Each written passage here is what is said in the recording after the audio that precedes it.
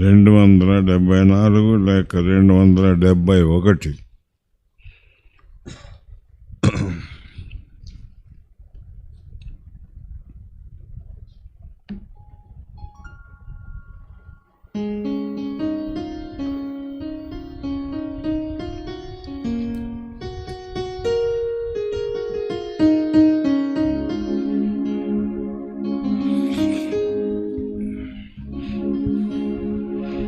మనకై యేసు మరణించే మన పాపముల కొరకై నిత్య జీవమునిచ్చుటకే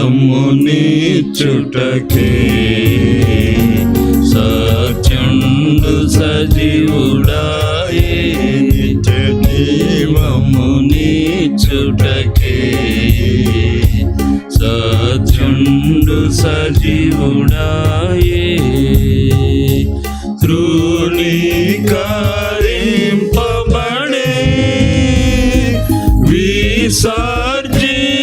విసర్జింపబడెను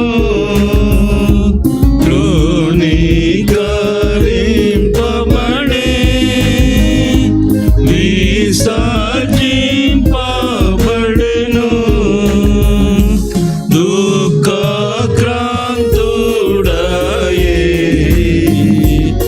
వ్యసనముల భరించెను దుఃఖాక్రాంతుడాయే వ్యసనముల భరించెను మనకై యేసు మరణించి మన పాపముల కొరకై నిత్య జీవమునిచ్చుటకే సత్యుండు సజీవుడాయే నిత్య జీవమునిచ్చుటకే సత్యుండు సజీవుడాయే మన వ్యసనముల వహించెను మన దుఃఖముల భరించెను మన వ్యసనముల వహించెను మన దుఃఖముల భరించెను మనమెన్నిక చేయకయే మన ముఖముల త్రిప్పితిమి మనమెన్నిక చేయకయే మన ముఖముల త్రిప్పితిమి మనకై యేసు మరణించి మన పాపముల కొరకై నిత్య జీవమునిచ్చుటకే సత్యుండు సజీవుడాయే నిత్య జీవమునిచ్చుటకే సత్యుండు సజీవుడాయే మన అతిక్రమముల కొరకై మన దోషముల కొరకు మన అతిక్రమముల కొరకు మన దోషముల కొరకు మన నాథుడు శిక్షనందే మనకు స్వస్థత కలిగి మన నాథుడు శిక్షనందే మనకు స్వస్థత కలిగి మనకై యేసు మరణించి మన పాపముల కొరకై నిత్య జీవమునిచ్చుటకే సత్యుండు సజీవుడాయే నిత్య జీవం జీవమునిచ్చుటకే సత్యుండు సజీవుడాయే. గొర్రెల వలె తప్పితిమి, పరుగిడితిమి మన దారిన్.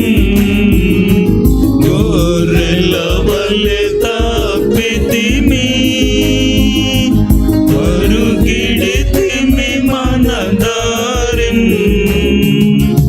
అరుదించే కాపరియై అర్పించి ప్రాణమును, అరుదించే కాపరియై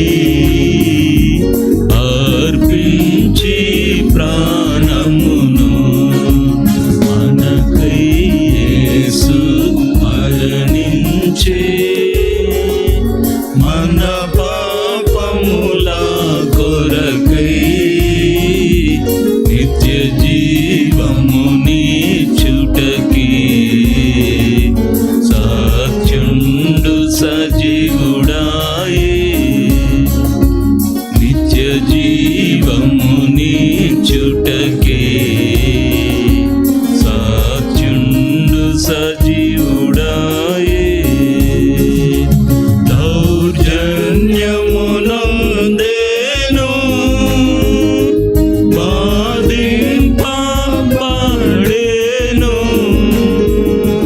దౌర్జన్యమునందేను బాధింపబడెను. తన నోరు తెరువలేదు, మనకై క్రయధనమియన్. తన నోరు తెరువలేదు, మనకై క్రయధనమియన్. మనకై యేసు మరణించే, మన పాపముల కొరకై నిత్య జీవమునిచ్చుటకే సత్యుండు సజీవుడాయే. నిత్య జీవమునిచ్చుటకే సత్యుండు సజీవుడాయే.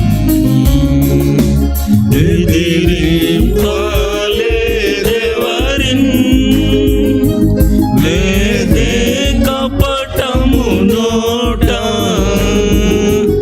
ఎదిరింపలేదెవరిన్, లేదే కపటము నోట. యెహోవానలుగగొట్టెన్, మహావ్యాధిని కలిగించెన్. యెహోవానలుగగొట్టెన్, మహావ్యాధిని కలిగించెన్. మనకై యేసు మరణించే, మన పాపముల కొరకై నిత్య జీవమునిచ్చుటకే సత్యుండు సజీవుడాయే. నిత్య జీవమునిచ్చుటకే సత్యుండు సజీవుడాయే. సిలువాలో వ్రేలాడెన్, సమాధిలో నుండెను. సిలువాలో వ్రేలాడెన్, సమాధిలో నుండెను. సజీవుండై లేచెన్, స్తోత్రము హల్లెలూయా. సజీవుండై లేచెన్, స్తోత్రము హల్లెలూయా.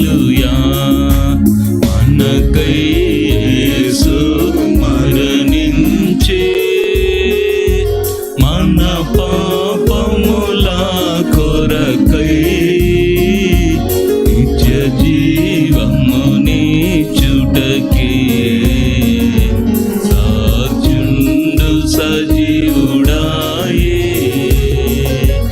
నిత్య జీవముని చుటకే సాక్షుండు సజీవుడాయే.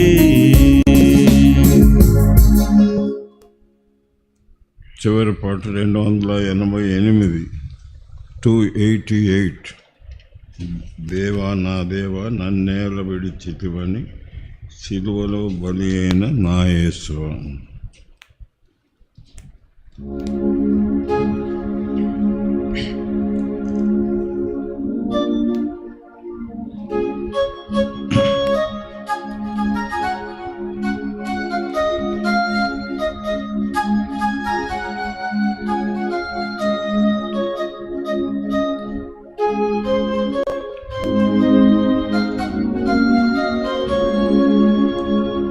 దేవా నా దేవా నన్నేలా విడిచితివని సిలువలో బలి అయిన నా యేసువా. పలు బాధలొందితివి నా శైలమా, పలు బాధలొందితివి నా శైలమా. నా తండ్రి నీకిది సాధ్యమైతే ఈ గిన్నె నా నుండి తొలగించుమని. నా తండ్రి నీకిది సాధ్యమైతే ఈ గిన్నె నా నుండి తొలగించుమని. నానాద తండ్రి నీ వేడితివా, నానాద తండ్రి నీ వేడితివా. నే మోయలేని భారమంతా నీవుగా కాయవరు భారింతురు, నీవుగా కాయవరు భారింతురు.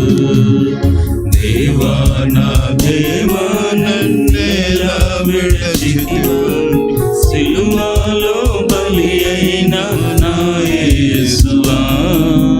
పలు బాధలొందితివి నా శైలమా, పలు బాధలొందితివి నా శైలమా.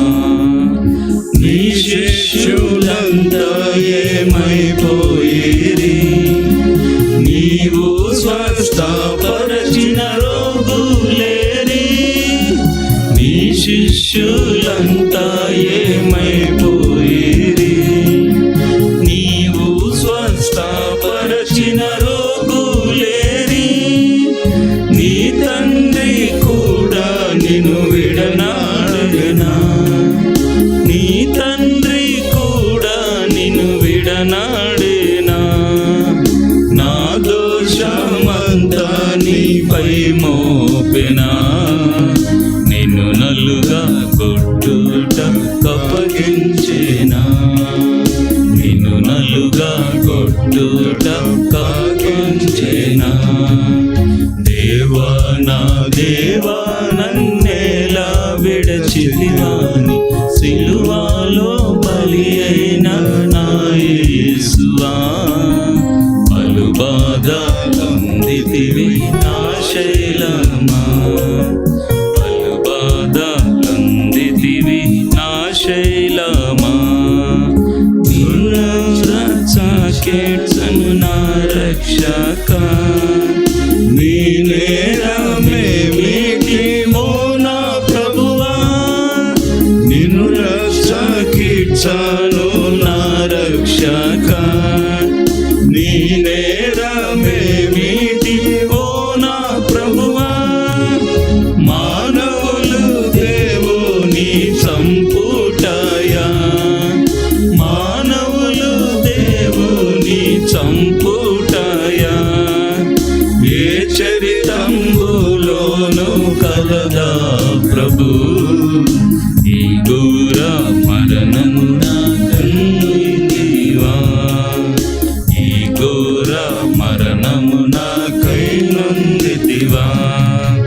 దేవా నా దేవా నన్నేలా విడచితివని సిలువలో బలి అయిన నా యేసువా పలు బాధలొందితివి నా శైలమా పలు బాధలొందితివి నా శైలమా సొగసైన శారోను ఓ పుష్పమా స్వరూపమంతా కోల్పోయితివా సొగసైన శారోను ఓ పుష్పమా స్వరూపమంతా కోల్పోయితివా వ్యసనాక్రాంతుడవైతివా నాకై వ్యసనాక్రాంతుడవైతివా నాకై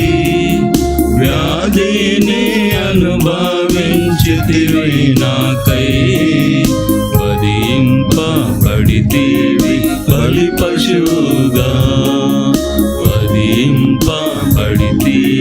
బలి పశువుగా దేవా నా దేవా నన్నేలా విడచితివాని సిలువలో బలి అయిన నా యేసువా పలు బాధలొందితివి నా శైలమా పలు బాధలొందితివి నా శైలమా. బైబిల్ ఎత్తి పాట పాడతాను. పఠింప శ్రేష్ఠ గ్రంథం.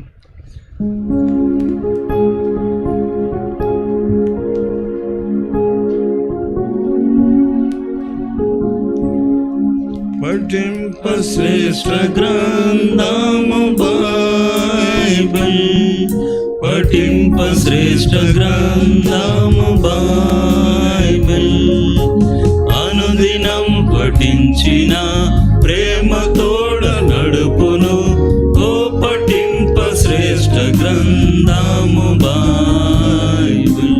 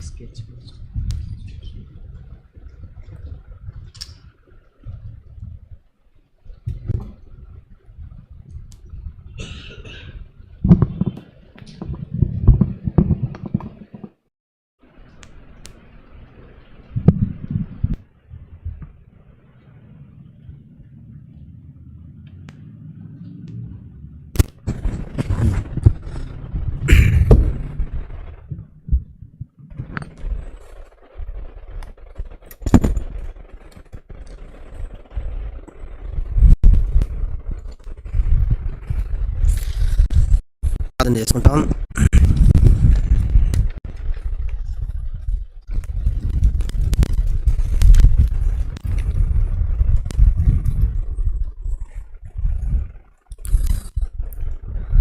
మమ్మల్ని మిక్కిలిగా ప్రేమించిన మా ప్రియమైన పరలోకపు తండ్రి, పరిశుద్ధ దేవ, మహోన్నతుడ, జీవగల తండ్రి, జీవాధిపతి, మీకు స్తోత్రాలు చెల్లిస్తూ ఉన్నాం. సర్వశరీరులకు నేను దేవుడిని అయినాను. యెహోవా నాకు అసాధ్యమని ఏదైనా సెలవిచ్చిన మా ప్రియమైన తండ్రి, మీ స్తోత్రాలు. ఆకాశం నీ సింహాసనము, భూమిని పాదపీఠంగా చేసుకొని సమస్తాన్ని నిర్వహించచ్చు పాలించిన మా ప్రియమైన ప్రభా, మీకు స్తోత్రాలు చెల్లించుకుంటున్నాం. నీ ప్రేమ ఆకాశం కంటే, పర్వతము కంటే, సముద్రం కంటే తండ్రి ఎంత ఉన్నతమైన ఆ మహాప్రేమ కొరకై మీకు స్తోత్రాలు చెల్లిస్తూ ఉన్నాం. నీ ప్రేమ యొక్క పొడవు, ఎత్తు, లోతు, వెడల్పుని మేము కనుగొనలేం. అంతగా మనం ప్రేమించారు. శిలువ మరణం పొందినంతగా విధేయత చూపిన వాడై తండ్రి ఇష్టపూర్తిగా ఆ శిలువ మరణాన్ని మీరు పొంది కార్చిన రక్తం ద్వారా మా ప్రతి పాపం కడిగి మాకు ఇచ్చే రక్షణ బట్టి మమ్మల్ని కుమారులు సేకరించిన నీ మహాప్రేమను బట్టి మీ స్తోత్రాలు తండ్రి. రకరకాల చరిత్ర సంబంధించిన మమ్మల్ని అందరూ కూడా మీ రక్తాన్ని కడిగి పరలోక కుటుంబం చేసిన నీ మహాప్రేమ కొరకై మీ స్తోత్రాలు చెల్లించుకుంటున్నాం. వారంబడి వారి కార్యక్రమంగా మీరు మాకు ఇస్తున్నటువంటి ఈ బైబిల్ స్టడీ సమయాన్ని బట్టి స్తోత్రాలు. ఈ రాత్రి కూడా విశేషంగా మాట్లాడండి ప్రభా. ఇది చరిత్ర తెలుసుకోవటమే కాదు తండ్రి, చరిత్ర గురించినటువంటి సంగతులు తెలుసుకునేది మాత్రమే కాకుండా మా జీవితాలు కూడా ఎలా అన్వయించుకోవాలో, అప్లై చేసుకోవాలో, ఏమి నేర్చుకోవాలో, మార్చుకోవాలో, సరి చేసుకోవాలో కూడా మీ యొక్క ఆత్మ ద్వారా మాకు కావాల్సిన హెచ్చరికలు కూడా దయచేయండి. దేవుని యొక్క వాక్యము 2 అంచెల ఖడ్గము చెప్పేవారికి వినేవారికి కూడా మాకు అందరికి కావాల్సిన వాక్కులు దయచేయమని ప్రార్థిస్తూ ఉన్నాం. కరెంటు, మైకు, లైటు, వాతావరణము సమస్తం కూడా మీ స్వాధీనంలో ఉంచుకోండి. వచ్చిన ప్రజలకి స్తోత్రాలు. ఇంకా రావాల్సిన వారు ఎవరైనా మీ మార్గంలో ఉంటే సకాలం వారు కూడా నడిపించి మహిమ పొందమని సమస్త మహిమ ఘనత మీకు ఆరోపించుకుంటూ యేసుక్రీస్తు వారి పుణ్యనామమున ఈ ప్రార్థన మీకు సమర్పిస్తున్నాము తండ్రి. ఆమేన్. పిల్లలు, మనము అపోస్తల కార్య గ్రంథ ధ్యానములో మనం ఉన్నాము. అపోస్తల కార్యం అన్నది మొత్తము మనకు 28 అధ్యాయాలు కలిగిన పుస్తకం మనకు కనబడుతుంది. దాన్ని మనము 3 ముఖ్యమైన భాగాలుగా విభజించుకున్నాం.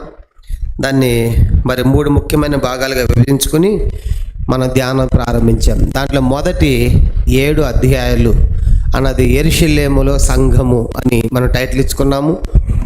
ఆ తర్వాత 2వ ప్రధాన భాగము 8వ అధ్యాయం నుంచి 12వ అధ్యాయం వరకు యోదయ సమరయ దేశాల సంఘము అని మనం టైటిల్ ఇచ్చుకున్నాము. 3వ భాగం అన్నది 13వ అధ్యాయం నుంచి 28వ అధ్యాయం వరకు అన్యుల దేశాలలో సంఘము, లేదంటే బోధిగంతముల వరకు సంఘము, లేదంటే అపోస్తలుడైన పౌలు గారి యొక్క మిషనరీ సువార్త ప్రయాణాలు అని మనము అలాగ టైటిల్ ఇచ్చుకొని మన ధ్యానం ప్రారంభించాం. వాటిల్లో మనము మరి మొదటి 2 ప్రధాన భాగాలు ముగించుకున్నాము. 3వ ప్రధాన భాగంలో మన ధ్యానం ఉంది.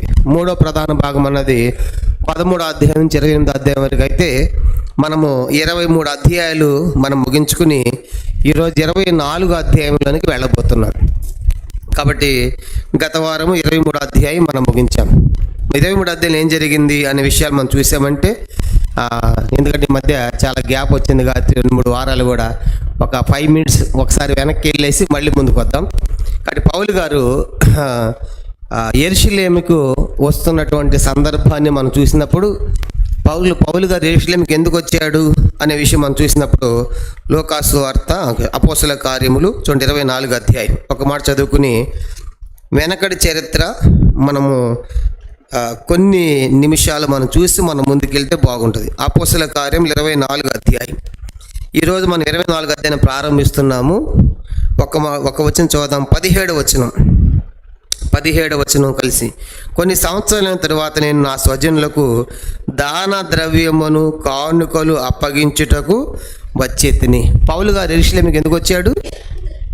యెరూషలేములో ఉన్నటువంటి సహోదరులు పేదలుగా ఉన్నారు, పేదరికములో ఉన్నారు. కాబట్టి పౌలు గారు ఆయా సంఘాలకు వెళ్ళి వాళ్ళ యొద్ద కాంట్రిబ్యూషన్ అంతా కలెక్ట్ చేసి సొమ్ముని వాటంతను పట్టుకొచ్చి ఎవరికి ఇవ్వాలని యెరూషలేము వచ్చాడు.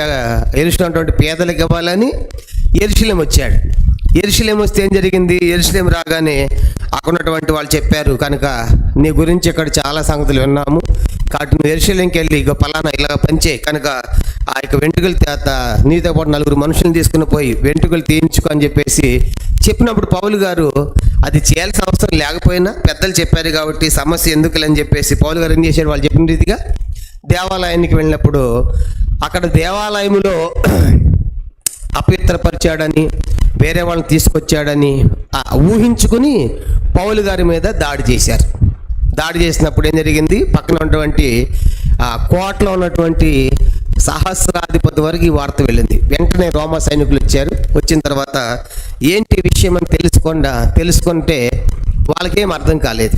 అప్పుడు వాళ్ళు ఏం చేశారంటే ఆ సహస్రాధిపతి అన్నాడు, కనుక అర్థం కాని తర్వాత వెంటనే మరుసటి రోజు మహాసభను పిలిపించాడు. మహాసభ అంటే సన్హెడ్రిన్ మహాసభ పిలిపించాడు. ఆ సభకు వచ్చినప్పుడు ఆ సభలో ప్రధాన యాజకుడు, శాస్త్రులు, పరిసయ్యులు, సద్దుకయ్యులు అందరూ ఉన్నారు. ఇప్పుడు పౌలు గారు ఒక మాట చెప్పాడు ఆ సభలో. ఏమన్నాడు?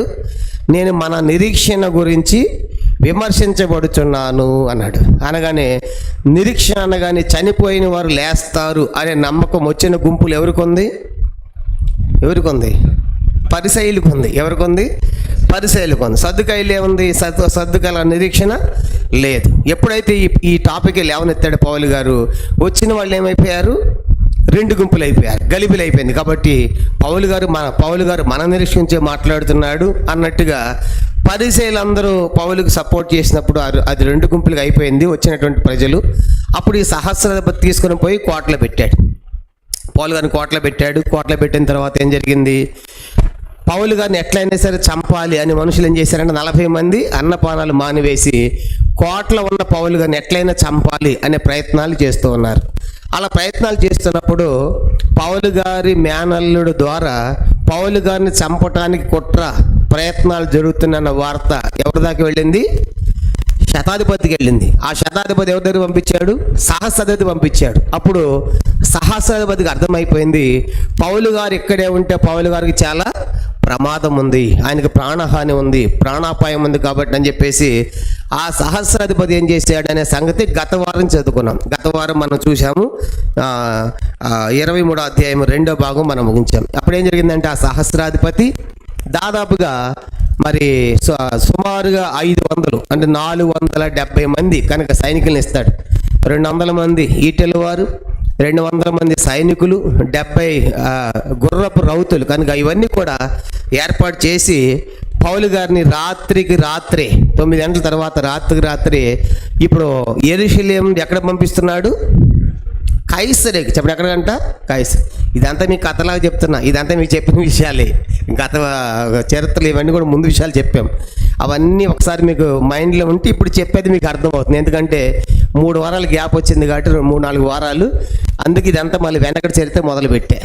అయితే ఇప్పుడు యెరూషలేం నుంచి రాత్రే పౌలు గారికి దాదాపుగా 470 మంది కనుక సైన్యం, అంటే 200 మంది ఈటెల వారు, 200 మంది సైనికులు, తర్వాత 70 గుర్రపు రౌతులు వీళ్ళనిచ్చి, ఎందుకంటే ఆ దారి చాలా కష్టమైంది కనుక ఆ ప్రాంతాన్ని నడిపించారు. వాళ్ళు ఏం చేశారంటే అంతిపత్ర అనేటువంటి ప్రదేశానికి వచ్చి అక్కడ విడిచిపెట్టి మిగతా 400 మంది రిటర్న్ అయిపోయారు. మిగతా 70 మంది వీళ్ళు అక్కడి నుంచి పౌలు గారిని కైసరుకు చేర్చారు. అది చూడండి, ముందు వచ్చిన 23వ అధ్యాయం. చాలా గత వారం రాలేదు కాబట్టి చాలా మంది ఒకసారి చదువుదాము. 23వ అధ్యాయం 31వ వచనం. అపోస్తల కార్యం 23వ అధ్యాయం 31వ వచనం. పౌలును రాత్రి వేళ అంతిపత్రిక తీసుకొని పోయిరి. మరునాడు వారు అతనితో కూడా రౌతులను పంపి తాము కోటకు తిరిగి వచ్చిరి. కాబట్టి అంతిపత్రిక తీసుకొని పోయారు. ఇంకా అక్కడ దాకా పోయారంటే అక్కడి నుంచి పోయేది చాలా ఈజీ కైసరుకు. అక్కడ దాకా పోయే రూట్ చాలా కఠినమైంది. దొంగలు కనుక ఆ దారి దోపిడి దొంగ ఉండేటువంటి ప్రదేశం కాబట్టి ఈ ప్రొటెక్షన్ సైన్యం ఇచ్చి అక్కడ దాకా పంపించాడు. ఇక అంతిపత్ర పోయారంటే ఆల్మోస్ట్ కైసరు పోయినట్లే, చాలా ఈజీ అనమాట అక్కడి నుంచి. కాబట్టి అక్కడ దాకా దాదాపుగా 30 మంది తక్కువ 500 మంది సైనికులు పంపించారు. సహస్రాధిపతి ఎవరికి చెప్పండి? పౌలు గారికి. అసలు సహస్రాధిపతి అంటే ఎంతమంది మీద అధికారి? 1000 మంది మీద. 1000 మందిలో ఎంతమంది పోయారు ప్రియంతో పాటు?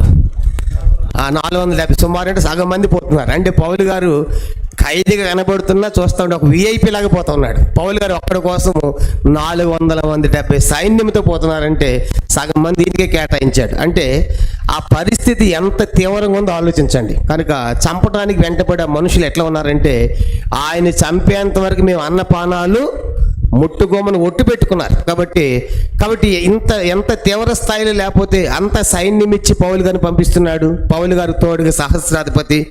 ఆ రీతిగా వాళ్ళు ఆ కాంతిపత్రం నుంచి కైసరుకు వచ్చారు. కైసరుకు వచ్చిన తర్వాత కైసరుకు వచ్చిన తర్వాత లెటర్ పంపించారు. ప్రతి ఖైదీకి కూడా వచ్చిన తర్వాత వాళ్ళతో కూడా ఒక లెటర్ వస్తుంది. పౌలు గారి మీద కూడా రాసి పంపించారు లెటర్. ఎవరు లెటర్? ఈ లెటర్ రాసింది ఎవరు? క్లౌదియా లూసియా. కాబట్టి ఆ లెటర్ తీసిన చదివిన తర్వాత ఇతడు ఏ ప్రదేశపు వాడు అని తెలుసుకున్నాడు. అడిగినప్పుడు పౌలు గారు ఏ ప్రాంతం వాడని చెప్పుకున్నాడు? కిలికియే వాడు. కనుక కిలికీలో పుట్టిన వారికి చాలా ఆధిక్యతలు అని చెప్పుకున్నాం. కిలికీలో పుట్టిన వారికి ఆటోమేటిక్ ఏ పౌరసత్వం వస్తుందని చెప్పుకున్నాము? రోమా పౌరసత్వం వస్తుంది. కనుక అది రాజకీయ నగరం. తర్వాత కిలికీలో పుట్టినటువంటి వారికి ఏమైనా కేసులుంటే ఆ సామ్రాజ్యంలో ఎక్కడైనా వాదించుకోవచ్చు. కనుక ఆ సామ్రాజ్యంలో, రోమా సామ్రాజ్యంలో కిలికియా ప్రాంత వాసుల యొక్క కేసులు ఏమన్నా ఉంటే ఏ కోర్టులైనా ఎక్కడైనా వాదించవచ్చు. మిగతావన్నీ అట్లా ఉండవు. ఉదాహరణ చూడండి, యేసు టైంలో కూడా ఆ పిలాతు ముందు తీసుకొచ్చిన తర్వాత పిలాతు ఎవరి దగ్గరికి పంపిస్తాడు? హేరోద్ దగ్గరికి. అప్పుడు హేరోద్ అంటాడు, ఇతను ఏ ప్రదేశపు వాడు అంటాడు లోకాసు 3 అధ్యాయములు. అంటే ఇతడు గలిలీ ప్రాంతం అనగానే, అయ్యో అయితే గలిలీ అయితే నేను కాదు కదా, ఎవరు చూడాలి అది? ఏం చేస్తే అక్కడ మరి పిలాతు దగ్గరికి పంపిస్తా, హేరోద్ దగ్గరికి పంపిస్తా. హేరోద్ అంటాడు పిలాతు దగ్గరికి పోవాలంటాడు. అంటే వాళ్ళ కేసులు వాళ్ళు చూసేవాళ్ళు. ఒకళ్ళ కేసు ఆ ప్రాంతానికి పరిమితంగా ఉంటాయి, కానీ ఈ కిలికీలో పుట్టినటువంటి వారి కేసు ఎక్కడైనా వాదించుకోవచ్చు. కానీ సామ్రాజ్యం, ఎందుకంటే అలాంటి ఆధిక్యత అక్కడ ఉంది. కాబట్టి ఇప్పుడు పౌలు గారు కిలికీలో పుట్టాడు, రోమా పౌరసత్వం ఉంది, పౌలు గారి కేసు ఎక్కడైనా వాదించవచ్చు. కాబట్టి వాళ్ళు ఏం చేశారంటే, ఏం చెప్పిన తర్వాత, అట్లయితే నీ మీద ఎవరైతే నేరం మోపారో వాళ్ళు వచ్చిన తర్వాత నీ కేసు వాదిస్తాము, విచారిస్తామని పౌలు గారిని హేరోదు యొక్క అధికార మందిరములో ప్రవేశపెట్టినట్లుగా, అక్కడ కావల్లో పెట్టినట్లుగా మనం చూస్తాం 35వ వచనం. కనుక ఆ రీతిగా పౌలు గారిని తీసుకుపోయి హేరోదు యొక్క అధికార మందిరం, అక్కడ సైనికులు ఉంటారు కనుక పౌలు గారికి ఎంతో భద్రత, ప్రొటెక్షన్ ఉంది. ఆ రీతిగా కావల్లో ఉంచారు. కానీ పౌలు గారు సువార్త చెప్పుకోవడానికి అభ్యంతరం ఏమీ కూడా లేదు. కనుక చెరసాలలో ఉన్న ఖైదీగా ఉంచినప్పటికి కూడా పౌలు గారికి అక్కడ సువార్త చెప్పుకునే అవకాశము ఉంది. అలాంటి ఇబ్బంది ఏం పౌలు గారికి లేదు. ఆ రీతికి ఇప్పుడు పౌలు గారు యెరూషలేము నుండి కైసరేయుకు చేరుకున్నాడు. కనుక కైసరు చేరుకుని ఇప్పుడు పౌలు గారి మీద ఎవరైతే నేరం మోపారో వాళ్ళు వచ్చిన తర్వాత నీ కేసు విచారిస్తానని చెప్పి ఖైదీలు పెట్టాడు, ఆ యొక్క చెరసాలలో పెట్టాడు, ఆజ్ఞాపించాడు. ఇంతవరకు 23వ అధ్యాయము జరిగింది. గత వారం కూడా మనం చూసాం. కానీ ఇప్పుడు పౌలు గారు ఎక్కడున్నాడు? కైసరేలోని చెరసాలలో ఉన్నాడు. కాబట్టి ఆ రీతిగా ఇప్పుడు పౌలు గారి మీద ఎవరైతే కేసు వేసారు, నేరం మోపారో వాళ్ళు వస్తే కానీ ఈ కేసు విచారించారన్నమాట. కాబట్టి ఇప్పుడు పౌలు గారు యెరూషలేము నుండి ఎంతో భద్రముగా సైనికుల మధ్యలో ఆయన కైసరు చేర్చబడ్డాడు. వాస్తవానికి ఇక్కడ పౌలు గారిని కాపాడినట్టుగా మనకు కనపడుతుంది. రోమా సైనికులైనా కాపాడింది మాత్రం, తీసుకెళ్ళింది మాత్రము దేవుడే. కాబట్టి దేవుని యొక్క ఉద్దేశము చెప్పాడు కదా ముందే, నువ్వు యెరూషలేము ఎలాగ సాక్ష్యం ఇచ్చావో కైసరేలో కూడా నువ్వు యెరూషలేములో అలాగ సాక్ష్యము ఇవ్వాలి. కాబట్టి దేవుడు అలాగూ ఆ రోమా సైనికుల ద్వారానే పౌలు గారిని ఎంతో భద్రపరిచి కైసరుకి చేర్చినట్టుగా మనం చూస్తాం. కాబట్టి ఈరోజు మనము ఇంతవరకు 23వ అధ్యాయం మనం ముగించాము. ఇప్పుడు 24వ అధ్యాయాన్ని మనం ప్రారంభిస్తున్నాం. అపోస్తల కార్యములు 24వ అధ్యాయం. ఈ 24వ అధ్యాయం అన్నది మొత్తం మనకి 27 వచనాలు మనకు కనబడుతూ ఉన్నాయి. 27 వచనాలు. దీన్ని మనం 3 ముఖ్యమైన భాగాలుగా విభజించుకుంటున్నాం. 24వ అధ్యాయం అన్నది మొత్తం మనకు 27 వచనాలు కనబడుతున్నాయి.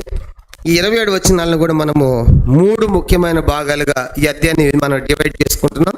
దాంట్లో మొదటి 9 వచనాలు మొదటి సంగతిగా మనం ధ్యానం కలిగి ఉంటాం. కనుక 24వ అధ్యాయం మొత్తము 27 వచనాలు ఉన్నాయి.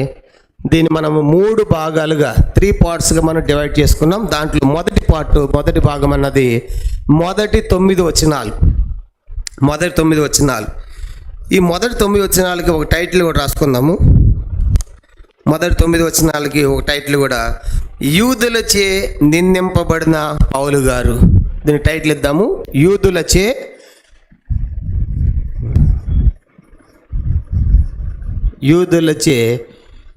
నిందింపబడిన పౌలు గారు.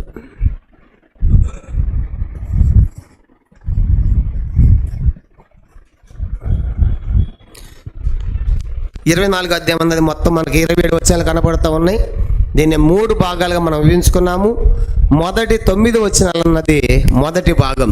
దానికి ఇచ్చిన టైటిల్ యూదులచే నిందింపబడిన పౌలు గారు అని మనం టైటిల్ ఇచ్చుకున్నాం. ఇప్పుడు 24వ అధ్యాయాన్ని మనం ప్రారంభిద్దాం. అందరి బైబిల్ తీద్దాము. అపోస్తల కార్యములు 24వ అధ్యాయం.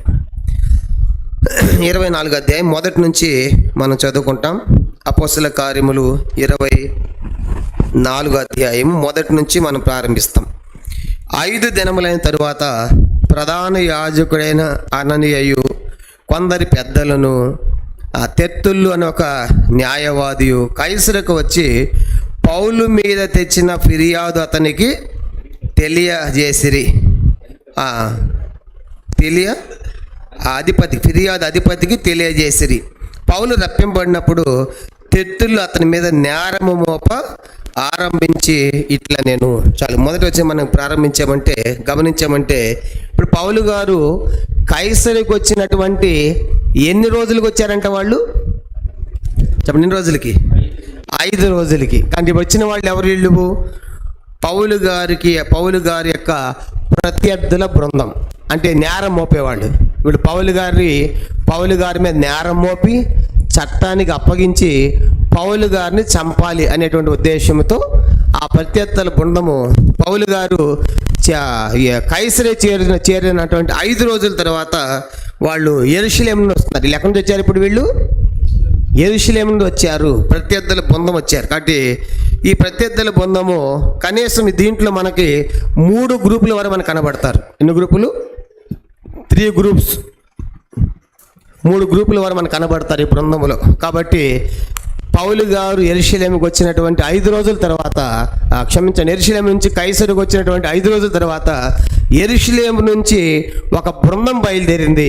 ఈ బృందం ఎవరంటే పౌలు గారికి ప్రత్యర్థుల బృందం, అంటే నేరము మోపేటువంటి బృందం. దాంట్లో మనకి ఎంతమంది కనపడుతున్నారు?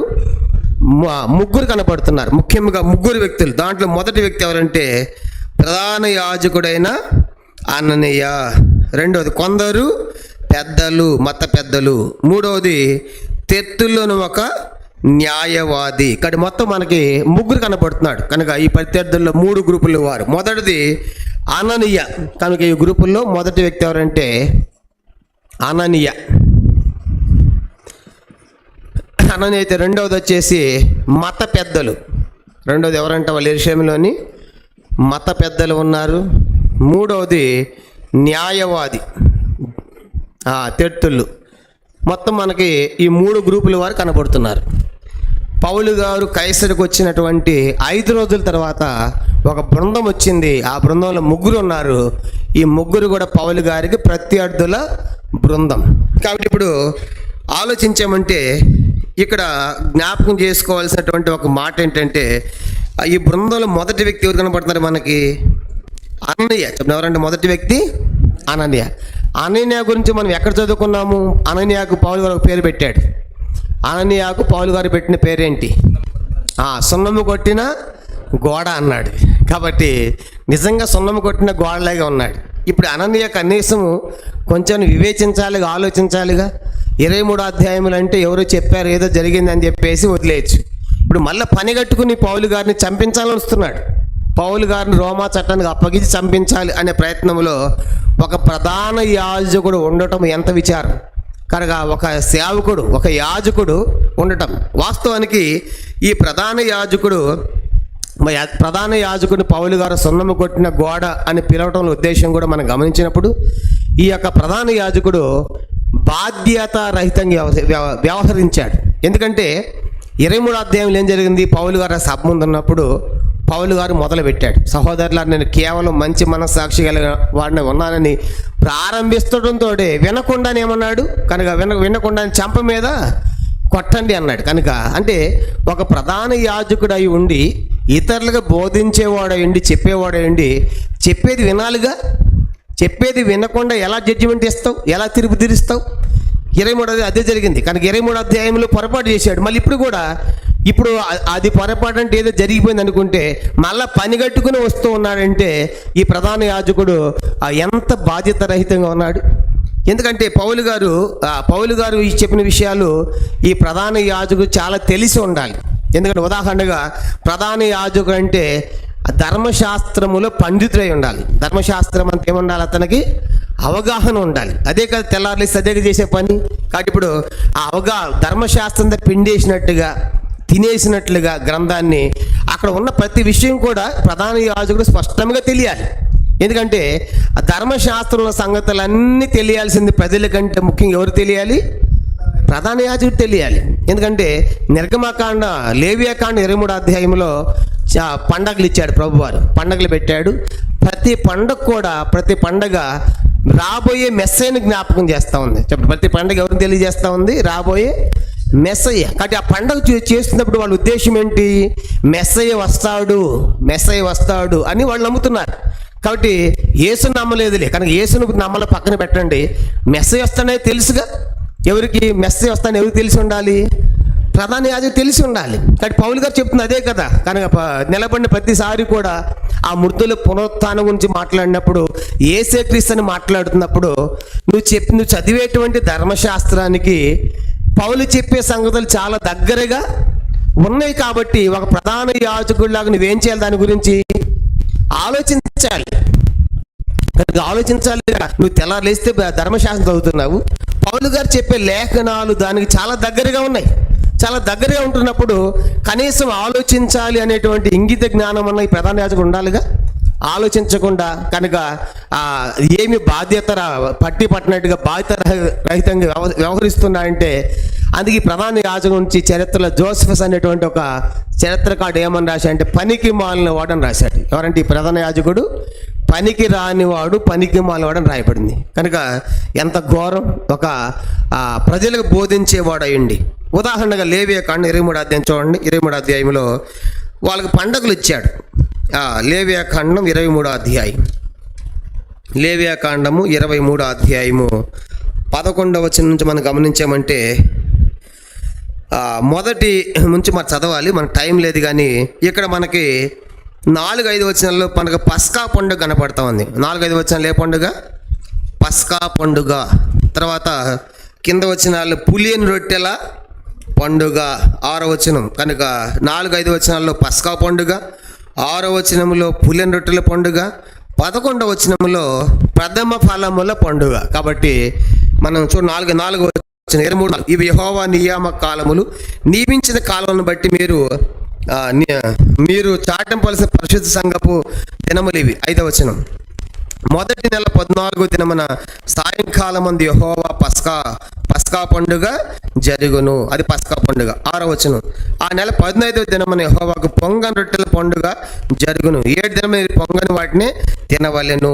తర్వాత మనం గమనించామంటే 11వ వచనం, యెహోవా మిమ్మల్ని అంగీకరించినట్లు అతడు యెహోవా సన్నిధిని ఆ పనులను అల్లాడింపవలెను.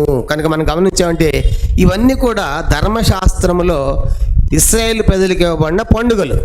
కాబట్టి ప్రతి పండుగ కూడా ఎవరు తెలియజేస్తూ ఉంది? వాళ్ళు యేసుని నమ్మకపోయినా ఎవరు వస్తారని మాత్రం తెలుసు వాళ్ళకి, మెస్సీయని నమ్మాలిగా. కాబట్టి ఇప్పుడు ఆ మొదటి పండుగ ఏంటి? పస్కా పండుగ. కాబట్టి కొత్త నిబంధనలో ఆ పస్కా పశువు యేసు ప్రభు వారి, ఆ గొర్రెపిల్ల ఆయనే, రక్తం చిందించింది కూడా ఆయనే. కాబట్టి ఆ రీతిగా ఇదైతే వాళ్ళు పూర్తిగా ఒకవేళ యేసు నమ్మలేదు పక్కన పెడితే, ఆయన వస్తాడు కనుక మెస్సయ్య వస్తాడు అనే సంగతి అయితే తెలిసి ఉండాలి ప్రధాన యాజకుడికి. రెండోది పులియని రొట్టెల పండుగ. పొంగని రొట్టెలు అంటే పులియని రొట్టెల పండుగ. పులియలేదంటే అర్థం ఏంటి? పులియని రొట్టెల పండుగ అంటే యేసు వారి యొక్క శరీరము కుళ్ళిపోలేదు, అది కుళ్ళిపోయేది కాదు, పాడైపోయే శరీరము కాదు అని తెలియాలి. అందుకే యేసు వారి యొక్క శరీరము కుళ్ళిపోయిందా? ఆయన పెట్టిన సమాధులు పెట్టిన ఆయన రక్తము, ఆయన దేహము కుళ్ళిపోలేదు. దావీదు ఎప్పుడో ప్రవచించాడు. కాబట్టి కీర్తన 16లో మనం చూస్తాం. కాబట్టి పులియని రొట్టెల పండుగ యేసు వారి యొక్క శరీరాన్ని జ్ఞాపకం చేస్తూ ఉంది, అది కుళ్ళిపోయేది కాదు. పస్కా పండుగ ఆయన గొర్రెపిల్లగా వస్తాడు, రక్తం చిందిస్తాడు అని జ్ఞాపకం చేస్తూ ఉంది. తర్వాత ప్రథమ ఫలముల పండుగ అంటే ఆ పండుగ ఎప్పుడు చేయాలి? విశ్రాంతి దినమునకు మరుదినమున చేయాలి. కనుక విశ్రాంతి దినము ఆదివారం, శనివారం అయితే మరుదినము ఆదివారం. అంటే ఆదివారం అనేది లేస్తాడు అనే సంగతులు కూడా, ఇవన్నీ కూడా ధర్మశాస్త్రంలో రాయబడిన విషయాలు. ఇప్పుడు ప్రశ్న ఏంటంటే, ఈ పండుగలన్నీ ప్రధాన యాజకుడు తెలిసి ఉండవా? ఖచ్చితంగా తెలిసి ఉండాలి. కనుక తెలిసి ఉన్నప్పుడు పౌలు చెప్పేటువంటి సంగతులు వీటికి చాలా దగ్గరగా ఉంటున్నప్పుడు ఆలోచించాలి కదా. నిజమే కదా, ధర్మశాస్త్రంలో రాయబడింది, మనం తెల్లారి చదువుతా ఉన్నాం. ఈ పౌలు చెప్పేది దీనికి పోలికగా ఉంది, దగ్గరగా ఉందని కొంచెమన్నా ఆలోచించినట్లుగా ఈ ప్రధాన యాజకుడు మనకి కనబడటం లేదు. అంటే ఎంత బాధ్యతారహితంగా ఉన్నాడో ఆలోచించండి. యేసుప్రభువు వారు కూడా తిరిగి లేచిన తర్వాత ఆ లోకాసు 24వ అధ్యాయంలో గద్దిస్తాడు. ఏమంటాడు? మందమతులారా, క్రీస్తు శ్రమపడి లేచిన ఇవన్నీ మీకు తెలియదా? ముందే చెప్పాం కదా. లోకాసు వార్త 24వ అధ్యాయం చూడండి. లోకాసు వార్త 24వ అధ్యాయం. యేసుప్రభువు వారు కూడా లేచిన తర్వాత వాళ్ళని గద్దిస్తున్నాడు. ఎందుకంటే వాళ్ళు కూడా ఇలాగే నమ్మని మందమతుల్లాగా ఉన్నారని. లోకాసు వార్త 24వ అధ్యాయం, లోకాసు వార్త 24వ అధ్యాయము 25 నుంచి నేను చదువుతున్నాను. లోకాసు వార్త 24 4:25 నుంచి. అందుకు ఆయన, అవివేకులారా, ప్రవక్తలు చెప్పిన మాటలన్నిటినీ నమ్మని మందమతులారా, క్రీస్తు ఇలాగ శ్రమపడి తన మహిమలో ప్రవేశించడం అగత్యము కాదా అని వారితో చెప్పి, మోషేయు సమస్త ప్రవక్తలు మొదలుకొని లేఖనములన్నిటిలో తన గూర్చిన వచ్చిన భావములను వారికి తెలిపిన. మోషే ఏమని చెప్పాడు, ప్రవక్తలు ఏమని చెప్పాడు, కనుక వాళ్ళంతా చెప్పింది నన్ను గురించే కదా, కాబట్టి అవి తెలిసి ఉండాలి కదా, కనుక తెలియని మందమతులారా అని ప్రభు వాళ్ళని గద్దించాడు. కింద 43-44 వచనాల్లో కూడా అంతటా ఆయన, మోషే ధర్మశాస్త్రంలోను ప్రవక్తల గ్రంథముల్లోను కీర్తనల్లోను నన్ను గూర్చి రాయబడినవన్నీ నెరవేరవలనని నేను మీద ఉండినప్పుడు మీతో చెప్పిన మాటలు నెరవేరిన వారితో చెప్పాను. కాబట్టి కీర్తన గ్రంథాలు ఏమని రాస్తుంది, మోషే ధర్మశాస్త్రాలు ఏమని రాస్తుంది, ప్రవక్తల గ్రంథాలు ఏమని రాస్తుంది, నన్ను గురించే కదా. అది తెలియని మందమతులారని ప్రభు వారు లేచిన తర్వాత గద్దించాడు వాళ్ళని. కనుక వాళ్ళకి ముందే చెప్పాడు కదా, చెప్పినా మీరు ధర్మశాస్త్రం చదువుతున్నారు కానీ దాన్ని గ్రహించడం లేదు. చూసారా కాదు, ఇప్పుడు ఈ ప్రధాన యాజకుడు కూడా అదే కోవకు చెందిన వాడు. సరే, ప్రజలంటే పక్కన పెట్టండి, నువ్వు బోధించే యాజకుడు కదా, నీకు ఎంత తెలిసి ఉండాలి, ఆ పండగ గురించి ఎంత అవగాహన ఉండాలి. కాబట్టి 23వ అధ్యాయంలోని పౌలు గారిని ముందు నిలబడి మాట్లాడుతున్నప్పుడు పౌలు గారు చెప్పేది పూర్తిగా వినాలి కదా. వినకుండానేమన్నాడు, అతని చెంప మీద కొట్టండి అన్నాడు. పౌలు నాడు సున్నం కొట్టిన గోడ, నన్ను కూడా దేవుడు నిన్ను కొడతాడు చూసారా, కనుక అని పౌలు గారు గద్దించాడు. అప్పుడు అన్నారు, ఎవరో పౌలు, ఆయన ఎవరు, ప్రధాన యాజకుడు, అలా గద్దిస్తాను కానీ, అయ్యో అట్లయితే నాకు తెలియలేదు, నేను తెలియక మాట్లాడాను, నీ ప్రజల అధికారాన్ని నిందించవద్దని రాయబడింది కదా అని చెప్పేసి పౌలు గారు మళ్ళీ వెంటనే ఆయన గద్దించినప్పుడు కూడా దేవుని యొక్క వాక్యానికి లోబడి నాకు తెలియలేదని చెప్పేసి తను సరి చేసుకున్నాడు. సరే, ఇక్కడ మనం అననీయ గురించి చూస్తున్నాం కాబట్టి ఇప్పుడు అననీయకి లేవియా కాండంలోని పండగ గురించి అవగాహన ఉండాలా ఉండకూడదా? ఖచ్చితంగా ఉండాలి. ఇప్పుడు దాన్ని బట్టి తెలిసినప్పుడైనా సరే ఈ ప్రధాన యాజకుడు కాస్త బుర్రపెట్టి ఏం చేయాలి, ఆలోచించాలి. కనుక ఆ పస్కా పండుగ ఆయన తెలియజేస్తూ ఉంది, ఆ పుల్లెట్టుల పండుగ ఆయన శరీరాన్ని తెలియజేస్తూ ఉంది, ఆ పదముల పండుగ పదం ఫలముల పండుగ ఆ యొక్క ఆ యేసుని చూపిస్తూ ఉంది అని ఈ అవగాహన ఉండాలి యాజకుడికి. పోనీ కనీసం 23వ అధ్యాయం లేదంటే తర్వాత ఆలోచించాలిగా. ఆలోచించకుండా ఇప్పుడు 24వ అధ్యాయం వచ్చినప్పటికి ఏం చేస్తున్నాడు, పౌలు గారిని చంపాలని వాళ్ళతో కలిసి వస్తున్నాడు. ఎంత సిగ్గుచేటు, ఎంత విచారకరం ఒక ప్రధాన యాజకుడిగా ఉండి బాధ్యత లేని వాడిగా ఉండటమో ఎంత విచారకరమైన సంగతి. ఈ దినాల్లో కూడా అనేక మంది దేవుని సేవలో కూడా అనేక మంది ఉన్నారు. కాబట్టి ప్రతి ఒక్కళ్ళు కూడా సేవకులను బయలుదేరుతున్నారు. కనుక 4 మాటలు వస్తే చాలు సేవకులను బయలుదేరుతున్నారు. కానీ ఇప్పుడు సేవలను బయలుదేరిన అంత మాత్రాన మరి అవంతా తెలుసుకోవాలిగా. 1 గంట బోధించాలంటే కనీసం 4-5 గంటలన్న దాని మీద అవగాహన పట్టు సాధించాలిగా. అవేమీ లేకుండా ఏదో 2 మాటలు చెప్పేసి నేను సేవకుడిని అంటే ఎట్లాగూ. ఈ దినాల్లో చూసామంటే ఎంతోమంది, కనుక ఎంతోమంది బోధకులు విస్తారం అయిపోయారు, కనుక చెప్పేవాళ్ళు ఎంతోమంది అయిపోయారు. మరి నేర్చుకునేవాళ్ళు తక్కువ అయిపోయారు, బోధించే వాళ్ళు ఎక్కువైపోయారు. జ్ఞాపకం పెట్టుకోవాలి, బోధించేవాడు కూడా ఎప్పుడూ నేర్చుకునేవాడుగానే ఉండాలి. ఇప్పుడు నాకు అన్నీ తెలిసి అనకూడదు. కనుక ఇప్పుడు అపోస్తలుగా మనం చెప్పిన ఇంకా దీంట్లో కొత్త సంగతులు ఎన్నో ఉంటాయి వేరే వాళ్ళ ద్వారా. కాబట్టి ఒక టీచర్ నిరంతర విద్యార్థిగా ఉండాలి. మనం బోధిస్తున్న ఎప్పుడు నేర్చుకోవడానికి మనము ఇష్టపడాలి. కనుక నాకు అన్ని వచ్చని అనకూడదు, నాకు అన్ని తెలిసి అనకూడదు. కాబట్టి ఇప్పుడు మనకేం నేర్చుకోవాలంటే ఈ యొక్క యాజకుల్లో అననీయలో మనకేం కనపడుతుందంటే ఒక బాధ్యత లేని ప్రధాన యాజకుల్లా కనపడుతున్నాడు.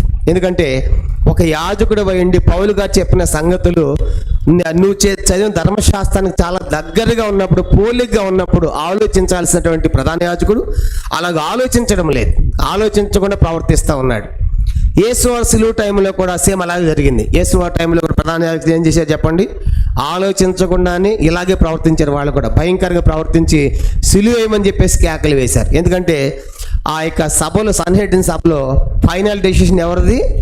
ప్రధాన యాజకుడిది. ఆయన ఏం చెప్తే అదే జరుగుతుంది. కాబట్టి కనీసం ఈ ప్రధాన యాజకుడు ఆ 23వ అధ్యాయంలో పౌలు గారు చెప్పిన తర్వాత ఇప్పుడు 24వ అధ్యాయం వచ్చిన తర్వాత అయినా సరే కనీసం పర్సనల్గా పౌలు గారిని పిలిచి మాట్లాడి ఉండాల్సింది. నువ్వు చెప్పే సంగతులు ఏంటి, కనుక పునరుత్థానం ఉంటున్నావు, కనుక ఆ పస్కా పండుగ ఉంటున్నావు, ఇవన్నీ ఏంటని కనీసం పిలిచి తెలుసుకోవాల్సిన బాధ్యత లేకుండా ప్రవర్తించాడు.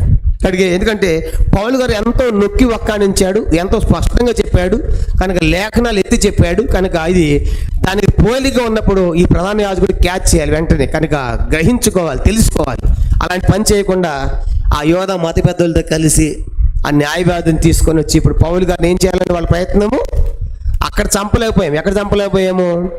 యెరూషలేములో చంపాలనుకున్నారు కనుక 40 మంది కట్టుకున్నాం, కానీ ఈ సహస్రాధిపతి మాకు తెలియకుండా తప్పించాడు కాబట్టి రోమా చట్టాలకు అప్పగించి ఆ రోమిలి చేత చంపించాలి అనేది వీళ్ళకు ఉద్దేశం. అయితే ఆ కుట్రలో భాగంగా ఎవరు కనపడుతున్నారు మనకి?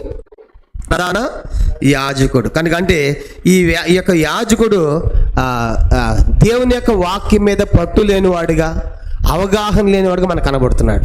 చూడండి, కీర్తన 119వ కీర్తన.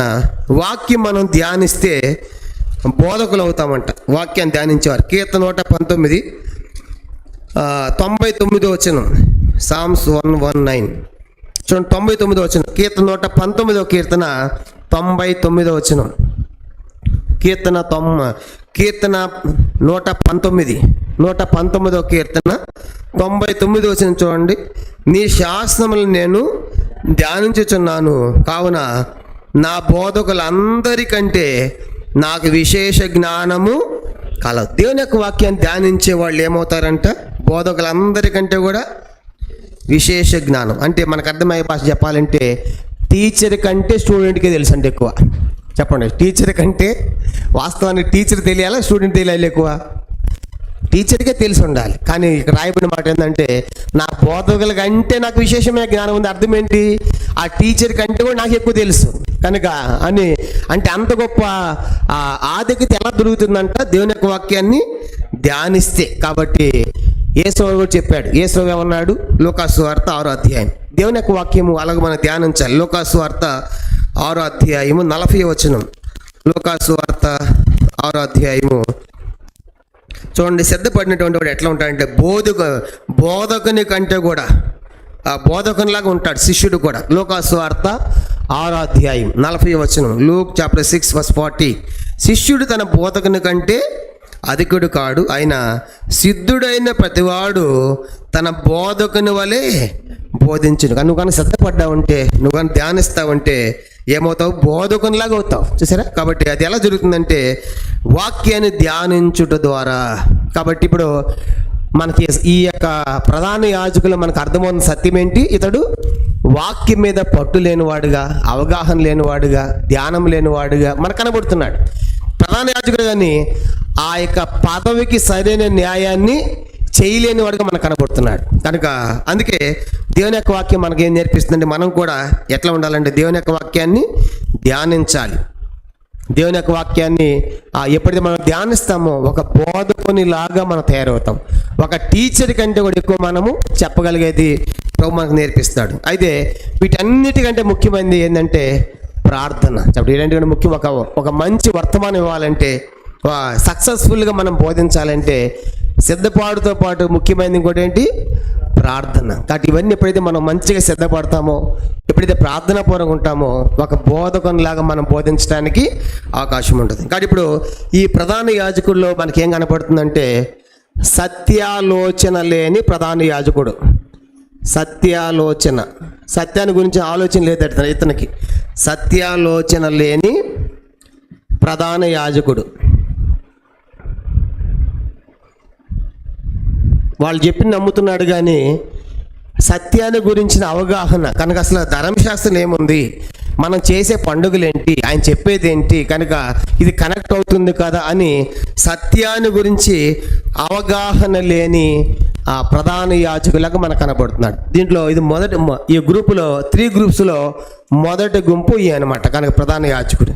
కాబట్టి ఇక్కడ మనం నేర్చుకున్న సత్యం ఏంటంటే మనం కూడా సేవకులైన వారు కూడా ఏదో సేవకుల్లాగా ఉండి చలామణి అయిపోయి 4 మాటలు చెప్పుకునేది కాదు. కనుక వాక్యాన్ని ఏం చేయాలి? పఠించాలి, వాక్యాన్ని ధ్యానించాలి. కాబట్టి ఎంత మనం ధ్యానిస్తామో, ఎంత ప్రార్థన చేస్తామో దేవుడు అంతగా మనల్ని వాడుకుంటాడు. కాబట్టి ఈ దినాల్లో ఎంతమంది బయలుదేరుతున్నారు కానీ దాన్ని ఏమంటారంటే వాళ్ళు బాధ్యత లేని వారుగా, భారము లేని వారుగా మరి ఈ దినాల్లో మనకు కనబడేటువంటి ప్రధాన యాజకులు, సేవకులు ఎంతోమంది ఉన్నారు. వాళ్ళని విమర్శించడం కాదు కానీ ఈ ప్రధాన యాజకుల్లాగా మనము ఉండకూడదు. కనుక అలాగే దేవుని యొక్క వాక్యాన్ని మనం ధ్యానించి మంచి బోధకునిలాగా కనుక విశేష జ్ఞానాన్ని సంపాదించి ప్రార్థన పూర్వకంగా దేవుని పని చేయవలసిన వారిగా మనం ఉంటున్నాం. ఇది మొదటి వ్యక్తి. రెండో వ్యక్తి ఇంకెవరున్నారంటే చూడండి, రెండో వ్యక్తి అపోస్తల కార్యములు 24 అధ్యాయం మొదటి వచనం. కొందరి పెద్దలను తర్వాత తెట్టులను ఒక న్యాయాధిపతి. రెండో సంగతి మనం చూద్దాము. రెండో వ్యక్తులు మనకి ఇక్కడ ఒక న్యాయాధిపతి మనకు కనబడుతున్నాడు. చెప్పండి ఎవరంటే అయినా న్యాయవాది. కనుక న్యాయవాది కాబట్టి ఒక న్యాయవాది లాయర్ని తెచ్చుకున్నారు. కనుక ఈ తెచ్చులు ఎవరు? ఒక అడ్వకేట్ లాయర్ అన్నమాట. కనుక ఇతను తెచ్చుకున్నారు వస్తా ఇక కేసు వాదించడానికి ఇతను కూడా వచ్చాడు. వచ్చిన తర్వాత నెక్స్ట్ ఇంకెవరున్నారు వాళ్ళతో పాటు? మూడో వ్యక్తి ఎవరున్నారంటే కొందరి పెద్దలు, అంటే యోధా మత పెద్దలు ఉన్నారు. కానీ ఇప్పుడు వీళ్ళందరూ కూడా వచ్చి ఏమని మాట్లాడుతున్నారు చూడండి. పౌలు మీద తెచ్చిన 24 అధ్యాయం మొదటి వచనం. 5 దినములైన తర్వాత ప్రధాన యాజకుడు అన్నయ్యయు కొందరి పెద్దలను తెత్తులను ఒక న్యాయవాదియు కైసరేయుకు వచ్చి పౌలు మీద తెచ్చిన ఫిర్యాదు అధిపతికి తెలియజేసిరి. ఏమని తెలియజేస్తున్నారు? ఇప్పుడు రెండవ వచనం. పౌలు రప్పింపడినప్పుడు తెత్తుళ్ళు అతని మీద నేరం మోప ఆరంభించి ఇట్లా నేను. కానీ ఇప్పుడు పౌలు గారు ఎప్పుడైతే వాళ్ళ ముందుకు కోటలోంచి జైల్లో తీసుకొచ్చి ముందు నిలబెట్టారో, పౌలు గారు రాగానే పౌలు గారి మీద నేరం మోపుతున్నాడు ఎవరు? న్యాయవాది అయిన తెత్తులు. ఏమని?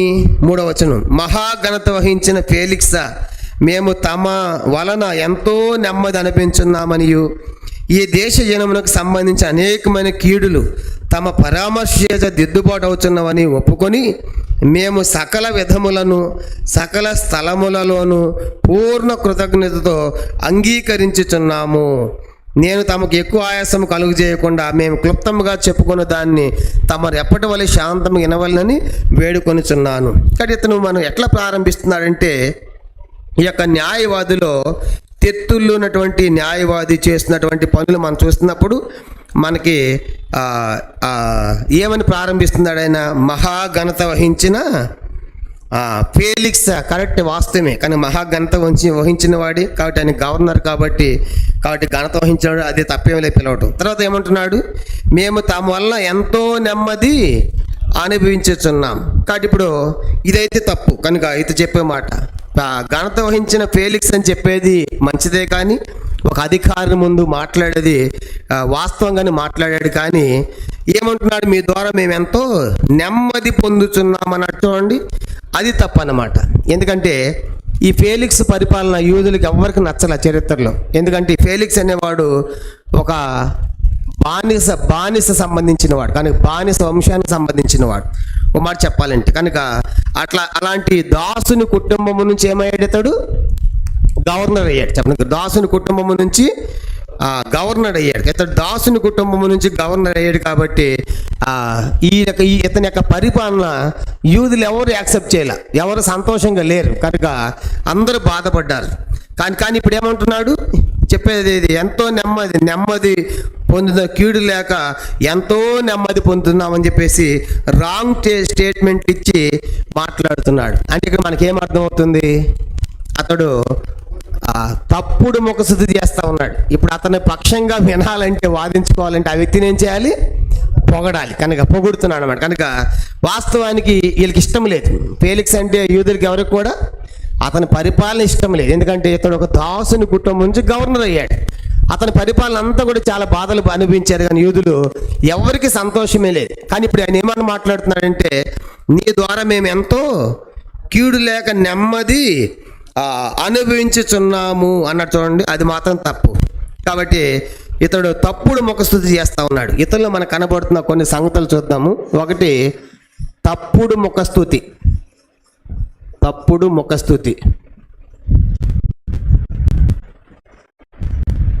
ఇతనిలో అననీయాలోనేమో సత్యాలోచన లేని ప్రధాన యాజకుడిలాగా మనం చూసాం అతని గురించి. ఇతనిలో మనకు కనబడుతున్నవి 2 విషయాలు మనం చూద్దాం. ఒకటి, తప్పుడు ముఖస్తుతి చేస్తూ ఉన్నాడు. చెప్పండి, ఎలాంటి ముఖస్తుతి అంటే? ఇది తప్పుడు, అంటే లేనిది ఉన్నట్టుగా చెప్తా ఉన్నాడు. చెప్పండి, ముఖస్తుతి చేయడం లేనిది ఉన్నట్టు మనం కూడా కొన్నిసార్లు అట్లా చేస్తూ ఉంటాం. ఎవరిని ఇచ్చారని ఆయనకి ఏమీ లేకపోయినా అసలు అట్లా పైన పొగుడుతూ ఉంటాం అనమాట. అన్న నువ్వంటే ఏమనుకున్నావు, అసలు నువ్వు లేకపోతే ఈరోజు ఏమి అసలు మీటింగ్ లేదన్నా కానీ చూస్తే కరెక్ట్గా పొగుడుతూ ఉంటాను అనమాట. ఇది మనలో కూడా ఉంటుంది. ఎవరిలో ఉన్నది? తెత్తుల్లో ఉన్నటువంటి ఆ ముఖ స్థితి మనలో కూడా ఉంటుంది. అసలు అంటే ఏమక్క నీ ప్రార్థన ఏంటి, నీ ఆరాధన ఏంటి, నీ సమర్పణ ఏంటి? అసలు మీటింగ్ కనపడలేదు, ఈరోజు మీటింగ్ జరిగినట్టే లేదు. కొడితే బయటికి వెళ్ళిన తర్వాత ఆమె రాకపోయినా బాగా జరిగిద్దిలే అంటావు. కాబట్టి లేనిది ఉన్నట్టుగా చెప్పకూడదు. చూసారా? కనుక మనలో ఈ బలహీనత అందరిలో ఉందన్నమాట, ముఖస్తూ చేయటం. కానీ యోబు గ్రంథంలో ఏలు అని ఆయన ఒక ఆయన ఉన్నాడు, యోబు స్నేహితుడు. ఆయన ఏమంటాడు చూడండి, యోబు గ్రంథం 32వ అధ్యాయం ఏమంటున్నాడంటే, ముఖస్తుతి చేస్తే ఏమంటున్నాడు చూడండి. యోబు గ్రంథం 32వ అధ్యాయం 21-22 వచనాలు అందరం చదువుతాం. ఈ మాట చాలా ప్రాముఖ్యమైనది. యోబు గ్రంథము 32వ అధ్యాయం, యోబు గ్రంథం 32వ అధ్యాయము 21-22 వచనం అందరం కలిసి. యోబు గ్రంథం 32వ అధ్యాయము 21-22 వచనాలు చదవండి. మీరు దయచేసి వినుడి, నేను ఎవరి ఎడలను పక్షపాతినై ఉండను, నేను ఎవనికి ముఖస్తుతిగా బిరుదులు పెట్టను. ముఖస్తుతి చేయుట నా చేత కాదు, అట్లు చేసిన ఎడల నన్ను సృజించిన వాడు నన్ను శీఘ్రముగా నిర్మూలము చేయును. చూసారా? కనుక ఆయన ఎంత చక్కగా మాట్లాడుతున్నాడు ఏలిహు అంటే, ముఖస్తుతి మీ దయచేసి వినండి, నేను ఎవరి పక్షపాతిలాగా ప్రవర్తించను, నేను ఎవనికి నేను ముఖస్తుతిగా బిరుదులు పెట్టను. ముఖస్తుతి చేయటం నా చేత కాదు, ఎందుకంటే అట్లా చేస్తే నన్ను సృజించిన వాడు నన్ను శీఘ్రముగా నన్ను చంపేస్తాడు. నేను ముఖస్తుతి చేయలేను, ముఖస్తుతి చేసి దేవుడు నన్ను చంపేస్తాడు. చూసి ఏలిహు మాట్లాడే మాటలు. కాబట్టి ఎన్నోసార్లు మనం కూడా మన జీవితాల్లో ఇలాంటివి ఉంటాయి. మన లోపల కూడా ఎంతోమందిని ముఖస్తుతి చేస్తూ ఉంటాం. కనుక అది ఆ సంతకం కావాలంటే, అది పొందుకోవాలంటే, అది జరగాలంటే కాసేపు ఆయన ఒప్పించి తప్పిప్పి చేసి కనుక మన పని మనం గడుపుకొని వచ్చేస్తాం. కానీ ఏలిగా అంటున్నాడు, ఏలిగా చెప్పే మాట ఏంటి, నేను ఎవరికి కూడా ముఖస్తుతిగా నేను ఎవరికి బిరుదులు పెట్టను, ముఖస్తుతి చేయటం నా చేత కాదు. అట్లా ముఖస్తుతి కనుక నేను చేసినట్లయితే ఏమవుతుందంట, సర్వశక్తుడు నన్ను సృజించిన వాడు నన్ను నిర్మూలము చేయను. కాబట్టి మనం కూడా ఉన్నది చెప్పాలి కానీ లేనిది కల్పించి కనుక ముఖస్తుతి చేసేది మంచిది కాదు. కనుక ఉన్నదే చెప్పు, లేనిది ఎందుకు చెప్పాలి? కానీ ఇప్పుడు ఆ సంగతి ఎందుకు అసలు తిట్టులకి? ఎందుకంటే ఇప్పుడు ఇతని కేసు అంతా వీగిపోతుంది, ఇతని కేసు గెలవదు. ఎవరి కేసు? తిత్తులు న్యాయపతి చేసిన కేసు గెలవదు అన్నమాట. ఆడ ఓడిపోతున్నాం. కాబట్టి ఇప్పుడు మనం గెలవాలంటే ఆయన ఏం చేయాలి, కాస్త పొగడాలి. కనుక అని చెప్పేసి ఆయన ముఖస్తుతి మొదలు పెట్టాడు. కాబట్టి అది ఏలిహు అన్నాడు కదా, నేను ముఖస్తుతిగా బిరుదులు పెట్టను అంటున్నాడు. ఇంకా మనం గమనించామంటే కీర్తన 5 చూడండి, దావీదుకు అంటాడు 5వ కీర్తన 5 ఈ ముఖస్తుతి గురించి కొన్ని లేఖనాలు మనం చదువుతాము. కీర్తన ఎంత చెప్పాము? 5వ కీర్తన 8-9 వచనాలు చదువుదాం. 5వ కీర్తన 5-8-9 వచనాలు. యెహోవా నా కొరకు పొంచిన వారిని బట్టి నీ నిత్యానుసారముగా నడిపింపు, నీ మార్గం నాకు స్పష్టంగా కనపరచము. నా నోట యథార్థత లేదు, వారి నోట యథార్థత లేదు. వారి అంతరంగము నాశనకరమైన గుంట, వారి కంఠము తెరచిన సమాధి, వారి నాలుకలతో ఇచ్చకములు అటు చూశారు. కాబట్టి ముఖస్తుతి చేయటం అంటే వారి లోపల పైకి బాగున్నారు, నోట యథార్థత లేదు, అంతరంగము నాశకరమైన గుంట, వారి కంఠము తెరిచిన సమాధి, వారి నాలుకముతో ఇచ్చకములు ఆడుతారు. కాబట్టి పైకి అట్లా ఉన్నారు కనుక లోపల మాత్రము కనుక యథార్థత లేదన్నమాట. పైకి మాత్రం పొగిడే వారికి ఉంటారు. 12వ కీర్తన 12 చూడండి. 12వ కీర్తన 2-3 వచనాలు కూడా ఇవన్నీ కూడా ముఖస్తుతికి సంబంధించిన లేఖనాలు మనం చూస్తున్నాం. 12వ కీర్తన 12-2-3 వచనాలు. అందరూ ఒకరితోనొకరు అబద్ధములాడుదురు, మోసకరమైన మనసు గలవారే ఇచ్చకములాడు పెదవులతో పలుకుదు. ఇచ్చకములాడు పెదవులు పలుకుతారు. యెహోవా ఇచ్చకములాడు పెదవులన్నిటినీ, బింకములాడు నాలుకలన్నిటినీ కోసివేయను. చూసా జాగ్రత్త. కాబట్టి మనం ముఖస్తుతి చేసామంటే, పొగిడామంటే, ఇచ్చకములాగా మాట్లాడామంటే దేవుడు మన పెదవులను మన నాలుకలు ఏం చేస్తాడంటే ఆయన కోసివేస్తాడు. కాబట్టి మనం ముఖస్తుతి చేయకూడదు. ఇంకా మనం గమనించండి 36 కీర్తన 36వ కీర్తన 2వ వచనం కూడా మనం చూద్దాం. కీర్తన 36 2వ వచనం, 36వ కీర్తన 2వ వచనం. వాని దోషము బయలుపడి అసహ్యముగా కనబడు వరకు అది వాని దృష్టి ఎదుట వాని ముఖస్తుతి చేయుచున్నది. వాని నోటి మాటలు పాపనకు కపటమునకు ఆశ కనుక వాని దృష్టి ఎదుట వాని ముఖస్తుతి చేయుచున్నది. కాబట్టి ముఖస్తుతి చేయటము మంచిది కాదు. కాబట్టి ఇప్పుడు తిరుతులు చేసిన పని ఏంటంటే ముఖస్తుతి ఎందుకు చేస్తారు అంటే, ముఖస్తుతి ఎందుకు చేయాలంటే ఏదో లాభం ఆశించి, వాళ్ళు ఎంత లాభం పొందాలంటే మనం వాళ్ళు పొగడాలి. యోధా పత్రిక, నా మాట కదా, యోధా పత్రిక 1వ అధ్యాయం ఉంది కదా, 16వ వచనం. యోధా పత్రిక 16వ వచనం చదువుకుంటాం. మనుషులను కొనియాడటం, ముఖస్తుతి చేయటం. యోధా పత్రిక 16వ వచనం అందరం కలిసి. వారు తమ దురాశల చొప్పున నడుచుచు లాభము నిమిత్తం మనుషులను కొనియాడుచు అని కింద పుట్నోస్లో పైన RS కింద ఏమని రాయబడింది, ముఖస్తుతి చేయుచు. కాబట్టి ముఖస్తుతి ఎందుకంట, లాభము నిమిత్తం. కానీ ఏదో లాభం ఆశిస్తున్నాం, కానీ వాళ్ళ లాభం పొందాలంటే, అది పొందుకోవాలంటే వాళ్ళని ముఖస్తుతి చేయాలి. కాబట్టి అట్లా చేస్తున్నారు, అలా మాట్లాడుతున్నారు. కాబట్టి ఇవన్నీ మనకేం జ్ఞాపకం చేస్తా ఉన్నాయంటే, ముఖస్తుతి చేసేది ఎలుగు ఇష్టం లేదు. ఇక్కడ ముఖస్తుతి చేసేటువంటి వారు దేవుడు వాళ్ళ నాలుకలను పెదవులను కోసివేస్తున్నాడు. కాబట్టి ఎందుకు ముఖస్తుతి చేస్తున్నారంటే ఏదో లాభము వాళ్ళు ఏదైనా ఆశించి. కాబట్టి ఇవన్నీ మనకి జ్ఞాపకం చేస్తుంది. ఎందుకంటే ఈ యొక్క తెత్తులటువంటి న్యాయవాది ఆయన పొగడడం ప్రారంభించాడు. ఎవరిని? ఫేలిక్స్, గవర్నర్ని. వాస్తవానికి అతని పరిపాలన ఎవరికి ఇష్టం లేదు. ఎందుకంటే అతను ఒక దాసుని కుటుంబం నుంచి గవర్నర్ అయ్యాడు. పరిపాలన ఎవరికి నచ్చలేదు. అయినప్పటికీ కూడా ఇప్పుడు ఆ కేసు బలంగా ఉండాలని, వాళ్ళ పక్షంగా న్యాయం చెప్పాలని అతన్ని పొగడటము, ముఖస్తుతి చేయటం మనము చూస్తూ ఉన్నాం. ఇంకేమని మోపుతున్నాడు చూడండి. అపోస్తలుల కార్యం 24వ అధ్యాయం 23వ అధ్యాయం చెప్పాడు కదా, మేము ఎంతో నెమ్మది అనుభవిస్తున్నాము కనుక అనేకమైన కీడులు కూడా మీ పరామర్శ చేత మీరు పరామర్శించడం మాకు దిద్దుబాటు అవుతున్నాయి 3వ వచనంలో. కాబట్టి మేము సకల విధములో పూర్ణ కృతజ్ఞతతో అంగీకరిస్తున్నాం నీ పరిపాలన అన్నది చెప్తా ఉన్నాడు.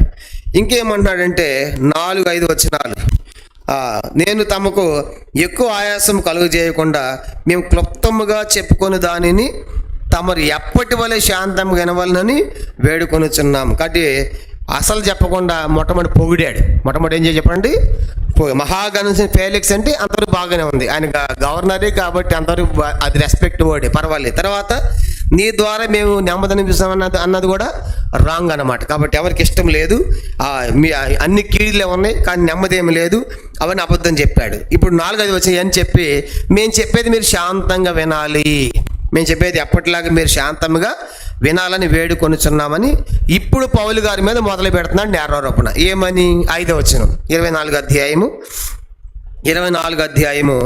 5వ వచనం చదవండి. ఈ మనుష్యుడు పీడ వంటి వాడును, భూలోకమందున్న సకలమైన యూదులను కలహముకు రేపు వాడును, నజరేయుల మతభేదమునకు నాయకుడై ఉన్నట్టు మేము కనుగొంటుమి.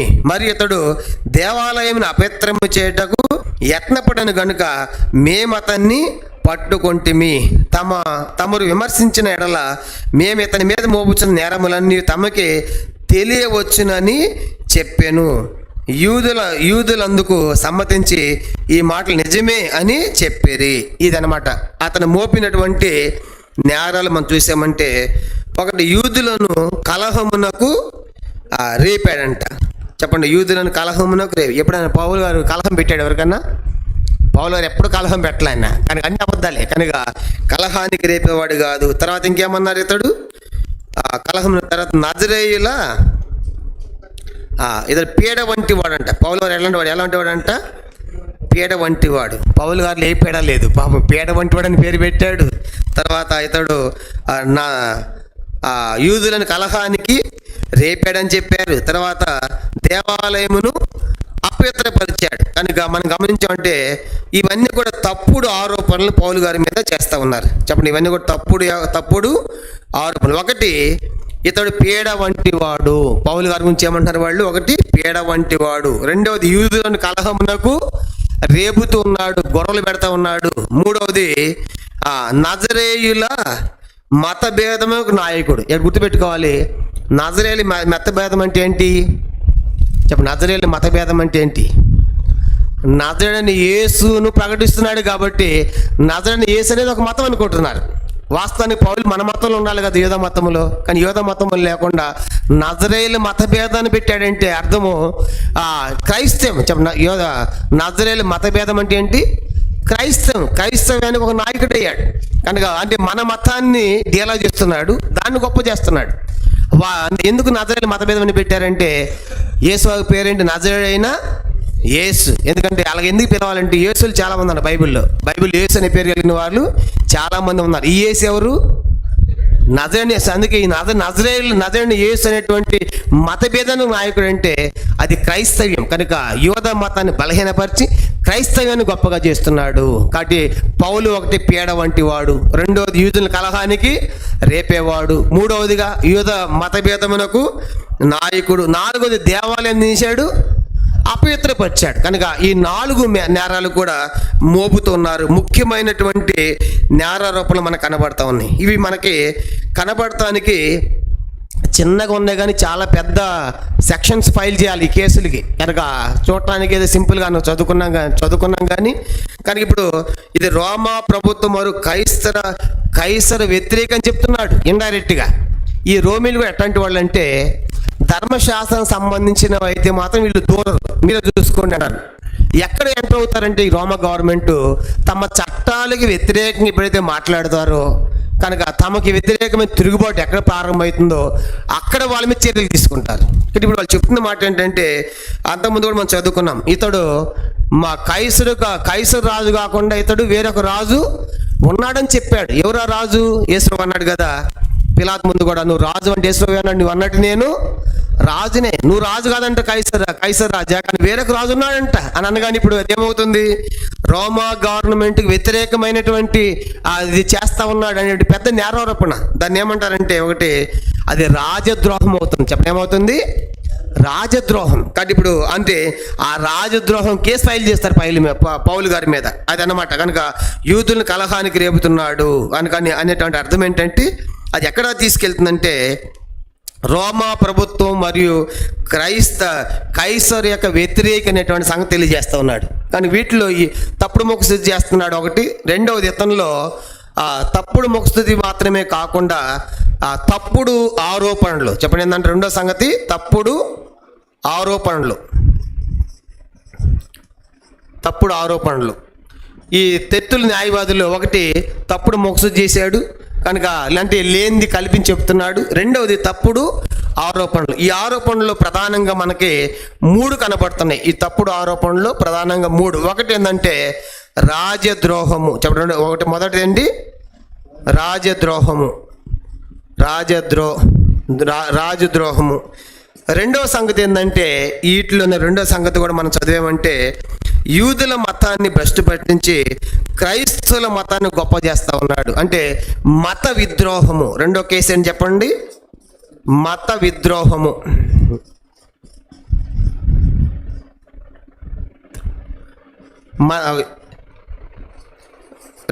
రెండవది మత విద్రోహం. మూడవది ఏంటంటే ఆలయమును అపవిత్రపరిచాడు.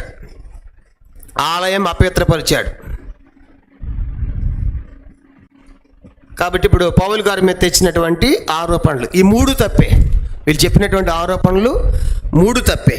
చూడండి ఏమంటున్నారంటే, 4వ వచనం ఒకసారి చదువుతాము. అపోస్తలుల కార్యం 24వ అధ్యాయము 4వ వచనం చూడండి. 4:5 ఈ మనుష్యుడు పీడ వంటి వాడును, భూలోకమందున్న సకలమైన యూదులను కలహమునకు రేపు వాడును. కలహాలు పెడుతున్నాడు కనుక మన గవర్నమెంట్ నెమ్మది లేకుండా చేస్తూ ఉన్నాడు. తర్వాత నజరేయుల మతభేదమునకు నాయకుడు, అంటే యోధ మతాన్ని భ్రష్టు పట్టిస్తున్నాడు. క్రైస్తవుల అయినటువంటి నజరేయుల మతాన్ని గొప్ప చేస్తున్నాడు అని తీసుకొచ్చారు. తర్వాత ఇంకేమన్నాడు?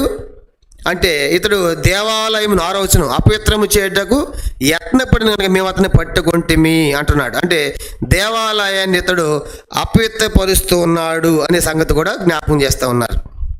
ఇవన్నీ కూడా తెట్టులు కనీసం దేవుని భయం లేకుండా తప్పుడు ఆరోపణలు చేస్తూ ఉన్నాడు. ఎంత భయంకరం.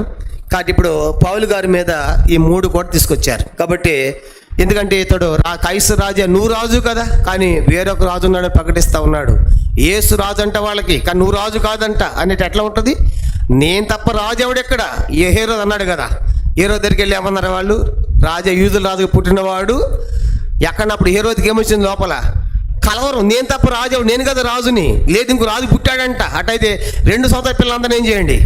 చంపండి. నేను తప్ప రాజు లేడు. చూసారా? కానీ ఇప్పుడు ఇక్కడ కూడా అది తీసుకొస్తున్నారు కనుక మన యూదులందరినీ కూడా కలహానికి రేపుతున్నాడు. కాబట్టి మన గవర్నమెంట్ మీద తిరుగుబాటు చేస్తున్నాడు. యేసు వారికి కూడా ఇదే చెప్పారు. యేసు వారి మీద మోపిన నేరాలు కూడా లూకాసు 23వ అధ్యాయము చూడండి. ఏమన్నారంటే ఈయన తిరుగుబాటు చేస్తూ ఉన్నాడు అని ప్రభు మీద కూడా మోపారు. లూకాసు వార్త 23వ అధ్యాయం. అన్ని అబద్ధాలే. లూకాసు 23వ అధ్యాయం 2వ వచనం. లూకా 23:2. ఇతడు మా జనమును తిరుగుబడ ప్రేరేపించుచు. యేసు అంటే తిరుగుబాటు చేశాడు. అందరు తిరుగుబాటు చేయండి గవర్నమెంట్ మీద అన్నాడు, రోమా గవర్నమెంట్ మీద. 2వది, కైసరుకు పన్ను ఇవ్వద్దనియు తానే క్రీస్తుని ఒక రాజుని చెప్పగా మేము వింటిమని ఆయన మీద నేరము మోపసాగేది. కాబట్టి యేసు ప్రభువారు చేసినటువంటి యేసు ప్రభువారు మీద మోపిన నేరాల్లో ఒకటి, ఈయన తిరుగుబాటును ప్రేరేపిస్తున్నాడు గవర్నమెంట్ మీదకి. 2వదిగా కైసరుకు పన్ను ఇవ్వద్దన్నాడు. తర్వాత నేనే రాజును అంటున్నాడు అన్నని ఇవన్నీ కూడా మోపారనమాట. యేసు ఎప్పుడన్నా తిరుగుబాటు చేయమన్నాడా? ఒక చెంప కొడితే 2 కొట్టనని చెప్పాడా? ఏం చెప్పాడు? ఒక చెంప కొడితే 2వ చెంప కూడా చూపించమన్నాడు. 2 కొట్టమనలా. అన్ని అబద్ధాలే. ఎక్కడ తిరుగుబాటు చేయమన్నాడు? చంపుతున్నా కూడా చంపించుకుంటున్నారు, కానీ ఎవరు చంపుతున్నారు? క్రైస్తవులు. చూసారా? కానీ ప్రభు బోధలు ఎట్లా ఉన్నాయి? ఆయన అన్ని అహింస సిద్ధాంతం కదా, కనుక గాంధీ గారు కూడా దగ్గర నేర్చుకుంది కనుక ప్రభు బోధల నుంచే కదా. కాబట్టి ప్రభు ఎప్పుడు తిరుగుబాటు ప్రేరేపించలేదు కనుక తిరుగుబాటు చేయమనలేదు. 2వది, ఆయన కైసరుకు పన్ను ఇవ్వద్దని చెప్పాడా? వాళ్ళు వచ్చి అడిగారు, కైసరు పన్ను ఇవ్వాలా వద్దన్నారు అని అడిగారు. కుయుక్తి అడిగారు ప్రశ్న. ఒకళ్ళు ఇవ్వచ్చు అంటే కనుక, ఇవ్వద్దంటే ఏం చేయాలి చెప్పండి? ఇవ్వద్దంటే ఆయనకి వెళ్ళి చెప్పి, రాజా నీ పన్ను కట్టవద్దు అంటాడని చెప్పి నేరం మోపాలని. ఇలాగ అడిగినప్పుడు ప్రభు ఏమన్నాడు? ఆ రోకం తీసుకున్నాడు అని చెప్పాడు. రోకం ఇచ్చిన తర్వాత దాని మీద ఎవరు రోత ఉంది? కైసరి కానీ దేవుని ఆయన పన్ను కూడా కట్టద్దని చెప్పలా. సముద్రానికి వెళ్ళి గాలం వేసి ఒక షెకేలు వస్తుంది, అది కూడా పన్ను కట్టమని కూడా చెప్పాడు శిష్యులకి. కాబట్టి యేసు మీద కూడా అన్ని కూడా తప్పుడు ఆరోపణలే. ఇప్పుడు సేమ్ పౌలుకు కూడా ఇది జరుగుతుంది. పౌలుకు కూడా ఆయన ఏమని చెప్తున్నారు వాళ్ళు? ఇతడు రోమా ప్రభుత్వానికి మరియు కైసర్ రాజు మీకు వ్యతిరేకంగా ఉన్నాడు, ఈయన వీరకు రాజని చెప్తున్నాడు, యోధ మతాన్ని భ్రష్టు పట్టించాడు, నజరేలు మతము గొప్పదంటున్నాడు, తర్వాత దేవాలయాన్ని అపవిత్రపరిచాడు అని చెప్పేసి తప్పుడు ఆరోపణలు చేస్తూ ఉన్నాడు. కనుక బైబిల్ తప్పుడు ఆరోపణలు చేస్తే ఏం చెప్తా ఉంది? తప్పుడు పనులు మనం చేసాం, తప్పుడు ఆరోపణ మనం చేసామనుకోండి, మనం ఏది చేస్తున్నామో అది మనకు చేయాలంట. మనం ఏ తప్పుడు ఆరోపణ చేస్తున్నామో అది వాదోపదలు అయిన తర్వాత, నేరం బయటపడిన తర్వాత అతడు చేయలేదని తెలిసిందనుకోండి, ఎవడైతే నేరం మోపాడో ఈ సంగతి వానికి చెయ్యాలి శిక్ష. చూసారా ఎంత భయంకరమో? చెప్పేసి వెళ్ళిపోయేది కాదు. వాదోపదలు అయిన తర్వాత ఏ నేరం మీద మోపారు అతని మీద రుజువు కాకపోతే ఆ శిక్ష మోపిన వానికి విధించాలి. ద్వితీయోపదేశకాండం 19వ అధ్యాయం చూడండి. కాబట్టి తప్పుడు ఆరోపణలు మనం చేయకూడదు, తెలియకుండా మోపకూడదు. ద్వితీయోపదేశకాండము 19వ అధ్యాయం 19వ అధ్యాయము 16వ వచనం నుండి చూడండి. తప్పుడు ఆరోపణలు చేస్తే ఏం చేయాలంట? అట్లా చేసిన వానికి అది చేయాలి, అది వానికి జరిగించాలంట. ద్వితీయోపదేశకాండం 19వ అధ్యాయము 16వ వచనం నేను చదువుతున్నాను. ద్వితీయోపదేశకాండం 19వ అధ్యాయం 16 నుంచి. అన్యాయపు సాక్ష్యం ఒకని మీద చెప్పుటకు ఒకడు నిలువబడి నేరం మోపుటకై అబద్ధమాడిన ఎడల ఆ వివాదములు 2 మనుషులు యెహోవా సన్నిధిని అనగా ఆ కాలంలో ఉన్న యాజకుల ఎదుటను న్యాయాధిపతుల ఎదుటను నిలవలను. ఆ న్యాయాధిపతులు బాగా విమర్శించిన తరువాత వాని సాక్ష్యం అబద్ధమైనదని తన సహోదరుని మీద వాడు అబద్ధ సాక్ష్యం చెప్పిన సంగతి వెల్లడైన ఎడల వాడు తన సహోదరునికి తలిచినట్లే వానికిని చేయవలను. వాడు ఏం చేయాలని చంపాలనుకున్నాడు, ఇప్పుడు అది వాడు చేయండి. 19వ వచనం, అట్లు మీ మధ్య నుండి ఆ చెడుతనమును పరిహరించుదురు, మిగిలిన వారు విని భయపడి నీ దేశం అట్టి దుష్కారం ఇకను చేయకుందురు. కాబట్టి వాడు నేరం మోపి ఏ శిక్ష అయితే పడాలని ప్రయత్నం చేస్తున్నాడో ఆ నేరం రుజువు కాకపోతే ఆ మోపి మనకి ఏం చేయండి, ఇది వానికి విధించండి. వాడు తీసుకొచ్చాడు అనవసరంగా, ఆ నేరం రుజువు కాలేదు కాబట్టి ఇప్పుడు ఈ శిక్ష వానికి వేయమని దేవుడు చెప్తున్నాడు. కాబట్టి అబద్ధ సాక్ష్యము, తప్పుడు ఆరోపణలు చేస్తే ఏది చేయాలనుకున్నావు అది వానికి జరగాలంట. నిర్గమాకాండం 20వ అధ్యాయం 16వ వచనం, నిర్గమాకాండం. కాబట్టి తప్పుడు ఆరోపణలు, తప్పుడు సాక్ష్యాలు చెప్పకూడదు. నిర్గమాకాండం 20వ అధ్యాయం 16వ వచనం, నిర్గమాకాండం 20:16, నీ పొరుగు వాని మీద అబద్ధ సాక్ష్యము పలుకకూడదు. కాబట్టి అబద్ధ సాక్ష్యం చెప్పకూడదు. నిర్గమాకాండం 23వ అధ్యాయం 1వ వచనం, నిర్గమాకాండం 23వ అధ్యాయం 1వ వచనం, లేని వార్తను పుట్టింపకూడదు, అన్యాయపు సాక్ష్యము పలుకుటకై దుష్టునితో నీవు కలియకూడదు. కాబట్టి లేని వార్త చెప్పకూడదు, అన్యాయపు సాక్ష్యం చెప్పడానికి దుష్టులతో మనం కలవకూడదు. 7వ వచనం, నిర్గమాకాండం 23వ అధ్యాయము 7వ వచనం, అబద్ధమునకు దూరముగా ఉండుము, నిరపరాధినైనను నీతిమంతునైనను చంపకూడదు, నేను దుష్టుని నిర్దోషిగా ఎంచను. కాబట్టి అబద్ధం చెప్పొద్దు, నిరపరాధి కానీ నీతిమంతుని కానీ చంపకూడదు. కనుక అట్లా అబద్ధ సాక్ష్యాలు వాళ్ళ మీద చెప్పకూడదు. తర్వాత ద్వితీయోపదేశకాండం 5వ అధ్యాయం 20వ వచనం, ఇవన్నీ చూసినప్పుడు మనకి భయం ఉండాలి కదా, తెత్తులకు భయం లేకుండా మాట్లాడుతున్నాడు. ద్వితీయోపదేశకాండం 5వ అధ్యాయము 20వ వచనం, ద్వితీయోపదేశకాండం 5వ అధ్యాయము 20వ వచనం మనం గమనించామంటే, నీ పొరుగు వాని మీద అబద్ధ సాక్ష్యము పలుకోకూడదు. అదే మనం చదువుకున్నాం. తర్వాత 27వ కీర్తన 12వ వచనం, కీర్తన 27వ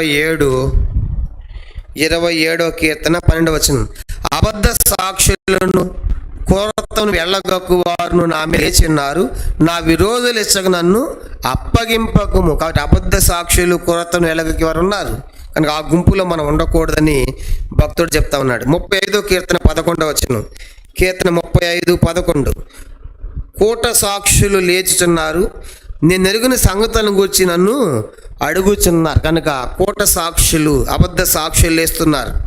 సామెతలు 6వ అధ్యాయం, సామెతల గ్రంథం 6వ అధ్యాయము 16 నుంచి 19 వరకు, సామెతల గ్రంథము 6వ అధ్యాయము 16 నుంచి 19 వరకు, సామెతలు 6వ అధ్యాయం 16 నుంచి, యెహోవాకు అసహ్యములు 6 గలవు, 7 ఆయనకి హేయములు, అవి అహంకార దృష్టియు, కళ్ళల్లాడు నాలుగయు, నిరపరాధం చెంపు చేతులను, దుర్యోచనలోచించు హృదయమును, కీడు చేయుటకు త్వరబడి పరిగెత్తే పాదములను, లేని వాటిని పలుకు అబద్ధ సాక్షియు, అన్నదమ్ముల జగములు పుట్టించువాడు. ఇవన్నీ కూడా దేవునికి అసహ్యమైనవి, హేయమైనవి, ఇష్టం లేనివి. సామెతలు 14:5, సామెతల గ్రంథం 14వ అధ్యాయం 5వ వచనం, 14:5, నమ్మకమైన సాక్షి అబద్ధమాడడు, కోట సాక్షికి అబద్ధములు ప్రియములు. కాబట్టి కొంతమందికి అబద్ధాలు ప్రియాలు, కోట సాక్షి అలాగే చేయకూడదు. సామెతలు 19:5వ వచనం, సామెతలు 19:5వ వచనం, 19:5, కోట సాక్షి శిక్షణ అందకపోడు, అబద్ధములాడువాడు తప్పించుకొనడు. అబద్ధం ఆడితే మనం తప్పించుకోలేము. ఇదే సామెతలు 19:9వ వచనం కూడా, 19:9, కోట సాక్షి శిక్షణ అందకపోడు, అబద్ధములాడువాడు నశించును. కాబట్టి అబద్ధం ఆడకూడదు. 21, సామెతలు 21:28, సామెతల గ్రంథం 21వ అధ్యాయము 28వ వచనం, కోట సాక్షి నశించును, విని మాట్లాడేవాడు సత్యమును పలుకును. కాబట్టి విని మాట్లాడాలి కనుక అబద్ధ సాక్ష్యాలు చేయకూడదు.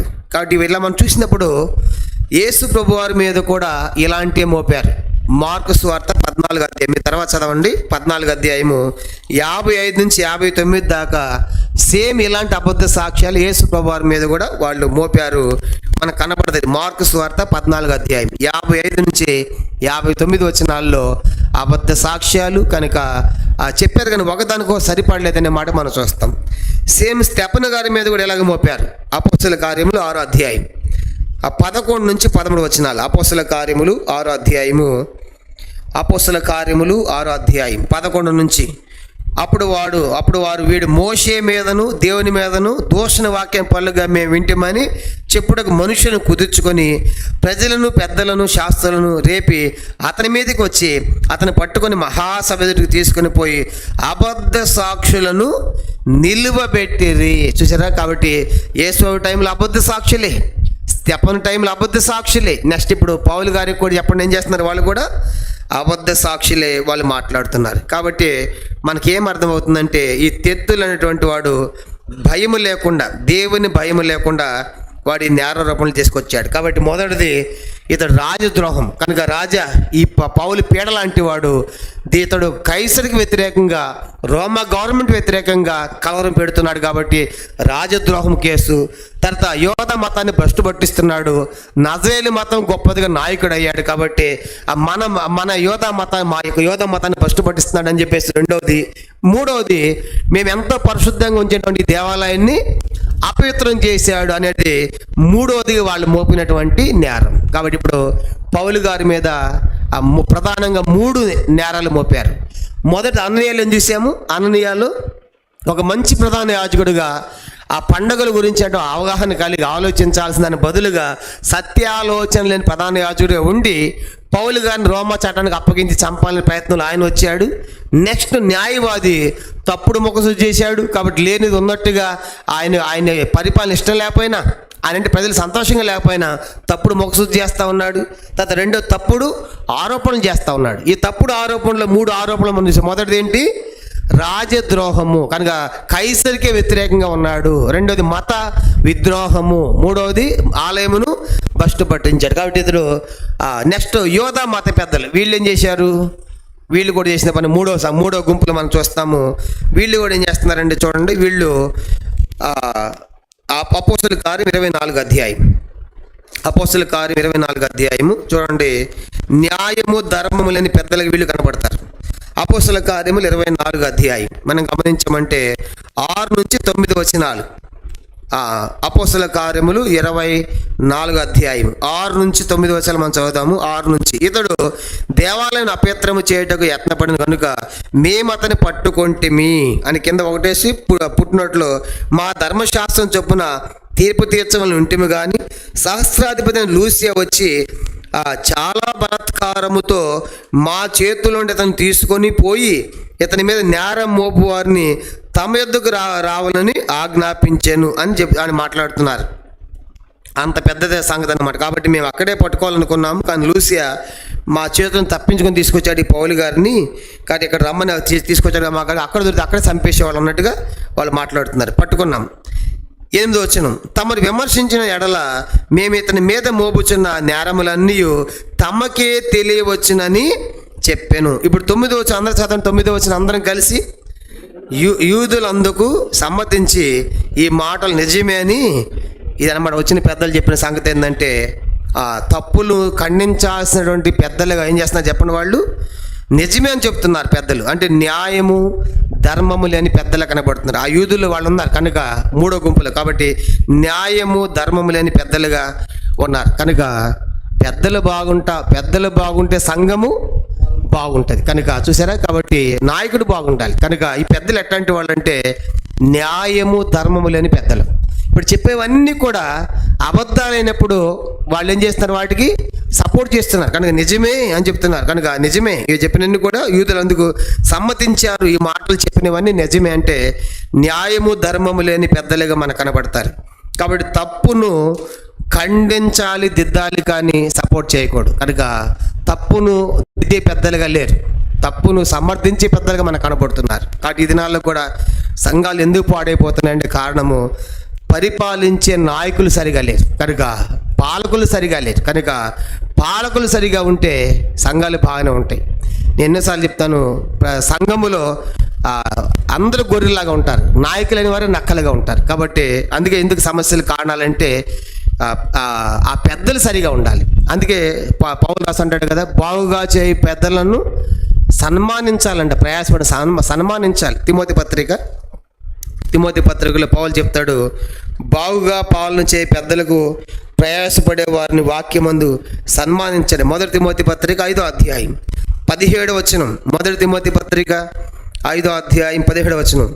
బావుగా పాలన చేయి పెద్దలను విశేషముగా వాక్యమందును ఉపదేశమందును ప్రయాసపడు వారిని రెట్టింపు సన్మానముకు పాత్రలుగా ఎంచవలను. కాబట్టి ఇది పెద్దలంటే కాసేపు లెక్కలు రాసి వెళ్ళిపోవటం కాదు. వాళ్ళు ఏం చేయాలంటే వాక్యమందు ఉపదేశమందు ప్రయాసపడాలి. వాక్యము ఉపదేశం కాబట్టి చెప్పాలి మనం కూడా. ఇప్పుడు అన్నయ్యలాగా ఏమీ తెలియకుండా వెళ్ళిపోకూడదు.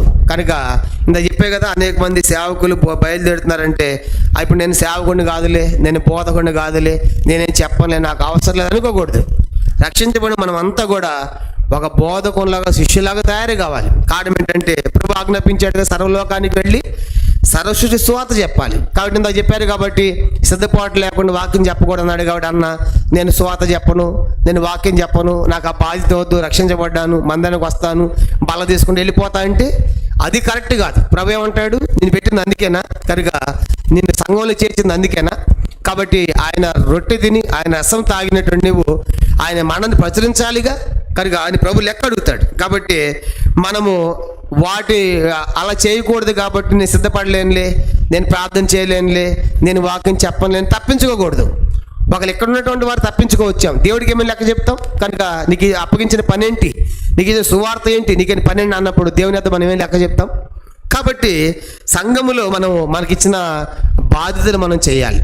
కాబట్టి ఇక్కడ ఏం జ్ఞాపకం చేయబడుతుందంటే, ఇప్పుడు ఈ తెత్తులు పలికిన మాటలన్నిటి కూడా ఏం చేస్తున్నారంటే వచ్చినటువంటి యూదులందరూ కూడా ఆయన చెప్పి నిజమే అని ఒప్పుకుంటున్నారు. అంటే పౌలు గారి మీద ఎంత భయంకరమైన ఆరోపణలు ఆరోపించినప్పుడు వాటన్నిటికి కూడా వాళ్ళు సపోర్ట్ చేస్తూ ఉన్నారు. ఈ లోకంలో చెల్లుతాయేమో కానీ దేవుని ముందు చెల్లవు. ఇందాక చెప్పాక చూసుకున్నాం కదా, అబద్ధ సాక్ష్యం ఆడేటువంటి వారికి ఎంత గొప్ప నష్టాలని మనం చూసాం. కాబట్టి లోకంలో చెల్లిపోటు కావచ్చు, కానీ దేవుని ముందు అది ఒప్పుకోడు, దేవుడు అంగీకరించాడు, దేవుడు దాన్ని నిరాకరించేవాడుగా ఉంటాడు. కాబట్టి ఇప్పుడు మనకేం అర్థమైందంటే యెరూషలేము నుంచి కైసరుకు వచ్చారు. వచ్చిన వారిలో మొత్తము మనకి 3 రకాల గ్రూపుల వారు కనపడ్డారు. దాంట్లో మొదటి వ్యక్తి మనకి అన్నయ్య చూసాము. ఒక ప్రధాన యాజకుడు అయి ఉండి ఎన్నో సంగతులు తెలుసుకొని ప్రజలకు చెప్పవలసిన వాడు. పౌలు ఎంతో దగ్గర తీసుకెళ్ళాడు అతనికి. కనుక మన నిరీక్షణ ఉంది, మనకు నిరీక్షణ ఉంది అని మన మెసేజ్ కోసం చూస్తున్నాము. బహుశా మీరు ఈ యేసుని మెసేజ్గా నమ్మకపోయినా మెసేజ్ వస్తేనే అవగాహన అయితే మీకు ఉండాలి కదా అని చెప్పినప్పుడు కూడా వాటిని ఆలోచించలేనటువంటి సత్య ఆలోచన లేని ప్రధాన యాజకుడు మనకు అననీయ కనబడుతుంది. అందుకే కొట్టమన్నాడు 23వ అధ్యాయంలో. ఇప్పుడు 24వ అధ్యాయంలో చంపమంటున్నాడు. చంపడానికి వచ్చాడు కనుక ఆ తప్పుడు నేరారోపణలు మోపి రోమా గవర్నమెంట్కి అప్పగించి చంపాలనేది ఇతని యొక్క ఆలోచన. అంటే సత్యాలోచన లేని ప్రధాన యాజకుడు మనకు కనపడ్డాడు. రెండవ గుంపు మనం చూసాము, తెత్తులైనటువంటి ఒక న్యాయవాది. ఇతడు కూడా తప్పుడు మొక్కసు చేస్తూ ఉన్నాడు, లేనిది పొగుడుతూ ఉన్నాడు. కనుక అందుకే బైబిల్లో మనం ఏది కలపకూడదు, ఏది తీసివేయకూడదు. కనుక ఉన్నట్టుగా చెప్పాలి. అయితే అతడు తప్పుడు మొక్కసు చేశాడు. రెండవది తప్పుడు ఆరోపణలు. ఏం ఆరోపించాడు? పౌలు గారు పీడ వంటి వాడు. పౌలు తర్వాత ప్రధానంగా 3 చూసాం. ఒకటి రాజద్రోహం, ఎందుకంటే ఇతడు ప్రజలను కలవరపరుస్తున్నాడు. కనుక ఏమని చెప్తున్నాడంటే అతడు మోపినటువంటి నేరంలో రోమా ప్రభుత్వం మరియు కైసరుకు వ్యతిరేకితాడు. కనుక వేరొక రాజున్నాడని చెప్తున్నాడు. కానీ కైసరు మీరే కదా. ఆ రోజు కూడా ఏమన్నారు, యేసుని సిలువేస్తా ఉన్నప్పుడు ఈ రాజుని విడుదల చేయొద్దునని కైసరు అంటే వాళ్ళు ఏమన్నారు, కైసరు తప్ప మాకు వేరొక రాజు లేడు అన్నాడు. ఇప్పుడు ఏమంటున్నారంటే కైసరు నువ్వు కదా రాజు. ఇతనేమంటున్నాడంటే పౌలు మరొక రాజు ఉన్నాడని చెప్తా ఉన్నాడు. యేసనే రాజు ఉన్నాడంట అని చెప్తా ఉంటే ఇప్పుడు కైసరికి ఎలాగ ఉండాలి? నేను తప్ప రాజు ఎవడు అంటే ఇది రాజద్రోహం. తర్వాత మత విద్రోహం అంటే మన యోధ మతాన్ని బలహీనపరుస్తున్నాడు. నజరేయుల మతభేదం కొత్త తీసుకొచ్చాడు, క్రైస్తవం తీసుకొచ్చాడు. కనుక క్రీస్తు మార్గం అంటున్నాడు. నజరేయుల మతభేదం అని చెప్పేసి దాన్ని గొప్ప చేస్తూ ఉన్నాడు, యోధ మతాన్ని తగ్గిస్తూ ఉన్నాడు. మూడవది ఏం చెప్పారు చెప్పండి? దేవాలయమును అపవిత్రపరిచాడు. ఈ 3 కూడా మరి పౌలు గారి మీద తీసుకొచ్చినటువంటి నేరారోపణలుగా మనం చూస్తాం. అందుకే ఏమని టైటిల్ ఇచ్చుకున్నాము? మొదటి 9 వచనాలకి యూదులచే నిందించబడిన పౌలు గారు. ఆ రీతిగా పౌలు గారి మీద నిందలు వేస్తూ ఉన్నారు. పౌలు గారి మీద ఏం చేస్తారంట? లేనిపోయిన నిందలు, అభాండాలు, అబద్ధ సాక్ష్యాలు పౌలు గారి మీద వచ్చిన 3 చెప్పారు. ఆ యాజకుడు అట్లే ఉన్నాడు, న్యాయవాది అట్లే ఉన్నారు, వచ్చిన పెద్దలు కూడా వాళ్ళు సమ్మతించారు. ఎందుకంటే వాళ్ళంతా పౌలు గారిని చంపాలనే వచ్చారు కాబట్టి ఆ రీతిగా ఈ 3 సంగతులు మనం చూసాం. ఇప్పుడు రెండో సంగతి మనం ప్రారంభిద్దాము. జస్ట్ 2 నిమిషాలు చెప్పి ముగిచ్చేస్తాం. రెండో సంగతి 10వ వచనం నుండి 21వ వచనం వరకు, అపోస్తలుల కార్యములు 24వ అధ్యాయం. ఇదంతా మొదటి సంగతిగా మనం చూసాం. మొత్తం 3 భాగాల్లో మొదటి భాగం మనం ముగించుకున్నాము. 24వ అధ్యాయము మొదటి భాగము పూర్తయింది. రెండవ భాగం అన్నది అపోస్తలుల కార్యములు రెండవ భాగము అపోస్తలుల కార్యం 24వ అధ్యాయం 10వ వచనం నుండి 21వ వచనం వరకు ఇది రెండవ సంగతిగా మనం రాసుకోవాలి. కనుక 10వ వచనం నుండి 21వ వచనం వరకు. దీనికి కూడా ఒక టైటిల్ ఇద్దాము, తన వాదనను వినిపించిన పౌలు గారు. తన వాదనను వినిపించిన పౌలు గారు.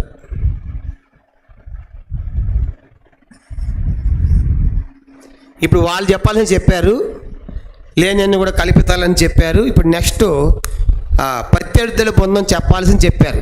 ఎందుకు తీసుకొచ్చి ఎందుకు పంపించారు కేసు అంటే, ఇది కేసులు, ఆయన మీద ఉన్నటువంటి కేసులు ఇవని చెప్పేసి వాళ్ళు చెప్పవలసినటువంటి కంప్లైంట్లు అన్నీ చెప్పారు. ఇప్పుడు నెక్స్ట్ ఎవరికి వచ్చిన టైం, ఇప్పుడు ఎవరు దొరుకుతుంది చెప్పండి? పౌలు గారు. ఇప్పుడు పౌలు గారు మాట్లాడాలి. కానీ ఇప్పుడు పౌలు గారు ఇప్పుడు తన వాదన ఆయన వినిపిస్తున్నాడు. ఇప్పుడు పౌలు గారి పక్షం లాయర్ ఎవరు చెప్పండి? పౌలు గారి పక్షం లాయర్ ఎవరు? పౌలు గారే లాయరు. చూసారా, మన ప్రవీణ్ పగడాన్న కూడా సుప్రీంకోర్టుకి వెళ్తే నీ అడ్వకేట్ ఎవరంటే ఏమన్నా అంటే ఆయన నా కేసును నేనే వాదించుకుంటాను అంట. చూసారా? కాబట్టి ఇప్పుడు పౌలు గారికి కూడా చట్టాలు బాగా తెలుసు. పౌలు గారు చాలా ఇక్కడ నుంచి చాలా వండర్ఫుల్గా వాళ్ళు చెప్పిన ప్రతి దానికి కౌంటర్ ఎంత బాగా ఇస్తారంటే మనం ఆశ్చర్యపోతాం.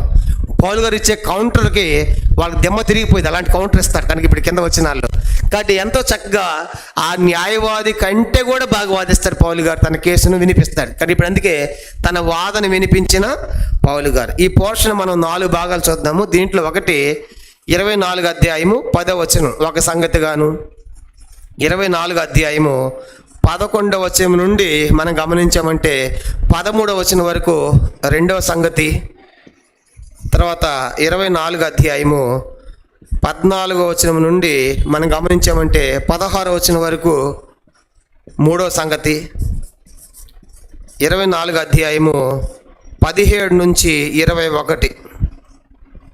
ఇప్పుడు ఈ పోర్షన్ మనం ఎన్ని భాగాలు చేసాము? 4 భాగాలు చేసాం. 10 నుంచి 21 వచనాలని 4 భాగాలు. ఈ 10వ వచనం ఒక్కటే ఒక సంగతిగా, 11 నుంచి 23 వచనాలు రెండవ సంగతి, 14 నుంచి 16 వచనాలు మూడవ సంగతి, తర్వాత 15 నుంచి 21 వచనాలు 4వ సంగతిగా. ఇవన్నీ పౌలు గారు 4 పార్ట్లుగా మనం ఈ భాగం విభజిస్తాం. ఇప్పుడు 24 10వ వచనం ఏంటి? ఇది పౌలు గారి ఆరంభం. దీంట్లో ఇప్పుడు 4 విషయాలు చెప్తా ఉన్నాడు.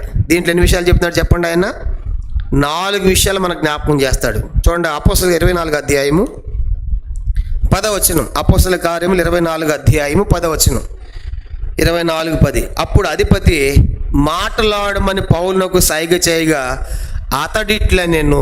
ఇప్పుడు వాళ్ళు చెప్పాల్సింది అయిపోయింది, చెప్పారు. ఇప్పుడు నెక్స్ట్ పౌలుకి అవకాశం వచ్చింది. అప్పుడు అధిపతి అంటున్నాడు, మాట్లాడమని పౌలు గారు సైగ చేస్తే అతడిట్లా నేను, తమరు బహు సంవత్సరం నుండి ఈ జనమునకు న్యాయాధిపతులే ఉన్నారని ఎరిగి నేను ధైర్యముతో సమాధానము చెప్పుకొనుచున్నాను. పౌలు గారే ముఖసు చేయట్లా. చూసారా, పౌలు గారు ఆయనలాగా రాజ్యాన్ని పరిపాలన అంత బాగా ఉంది కనుక ఎంత నెమ్మదిగా ఉన్నాం అని పౌలు గారు లేనివేమి చెప్పటలా. ఎందుకంటే పౌలు గారు తెలుసు, ఆయన అంటున్నాడు కదా, మీరు బహు సంవత్సరాల నుండి న్యాయాధిపతులు ఉన్నారని ఈ జనమునకు నేను తెలుసు, ధైర్యంతో నేను చెప్పుకుంటున్నాను.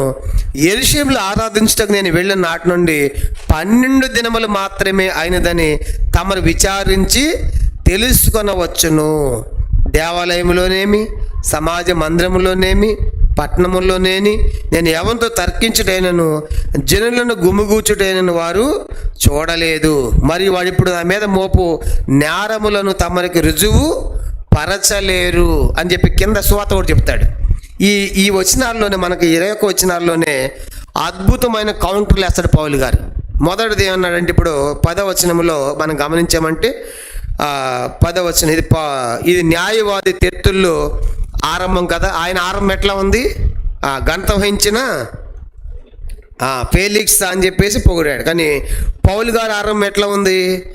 తమరు అంటున్నాడు. కనుక ఎంత మర్యాదగానో రెస్పెక్ట్గానో మాట్లాడుతున్నాడు. తమరు బహు సంవత్సరం నుండి జనమునకు న్యాయాధిపతులే ఉన్నారని ఎరిగి నేను ధైర్యంతో సమాధానం చెప్పుకుంటున్నారు. కాబట్టి ఎప్పటి నుంచో మీరు న్యాయాధిపతులు ఉన్నారు, తప్పనిసరిగా మీరు న్యాయం గ్రహిస్తారు కాబట్టి నేను ధైర్యంగా మాట్లాడుతున్నాను. అంటే ఆ తెత్తుల యొక్క ఆరంభానికి పౌలు గారికి ఆరంభానికి వ్యత్యాసం చూడండి. ఆయన ఏమో లేనిది ఉన్నట్టుగా పొగడుతున్నాడు, కానీ పౌలు గారు ఉన్నది ఉన్నట్టుగా చెప్తా ఉన్నాడు. కనుక 24వ అధ్యాయం 10వ వచనంలో ఆరంభంలో వ్యత్యాసాలు చెప్పండి. ఏంటంటే మొదటిది ఆరంభంలో వ్యత్యాసాలు. పౌలు గారి ఆరంభం వేరుగా ఉంది, కానీ ప్రారంభించింది చెప్పేది.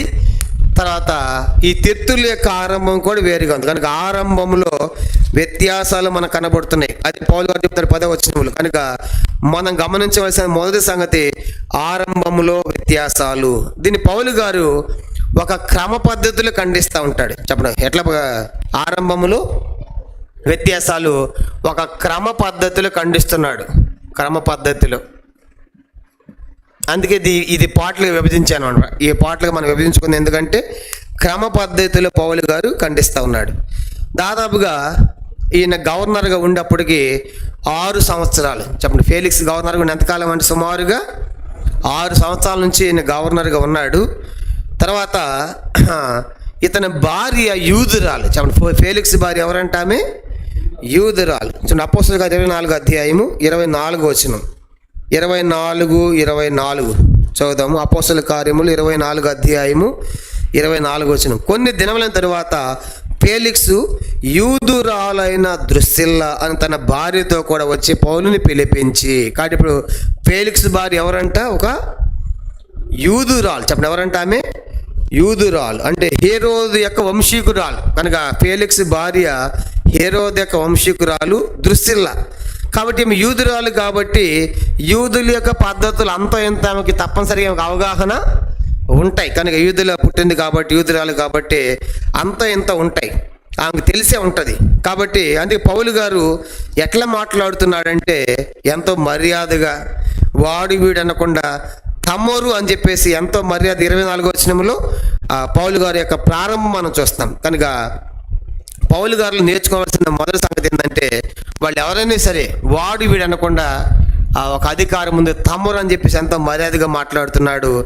తర్వాత పౌలు గారిలో నేర్చుకోవాలని మరొక సంగతి ఏంటంటే లేనిది కలిపి చెప్పడం లేదు. చెప్పండి లేనిది కలిపి చెప్పడం లేదు. అయ్యో మరి నా కేసు వీగిపోయిద్దేమో ఓడిపోయిద్దేమో కాబట్టి ఇప్పుడు నేను పొగడిపోతే ఎట్లాగు అని పౌలు గారు అనుకోవట్లా.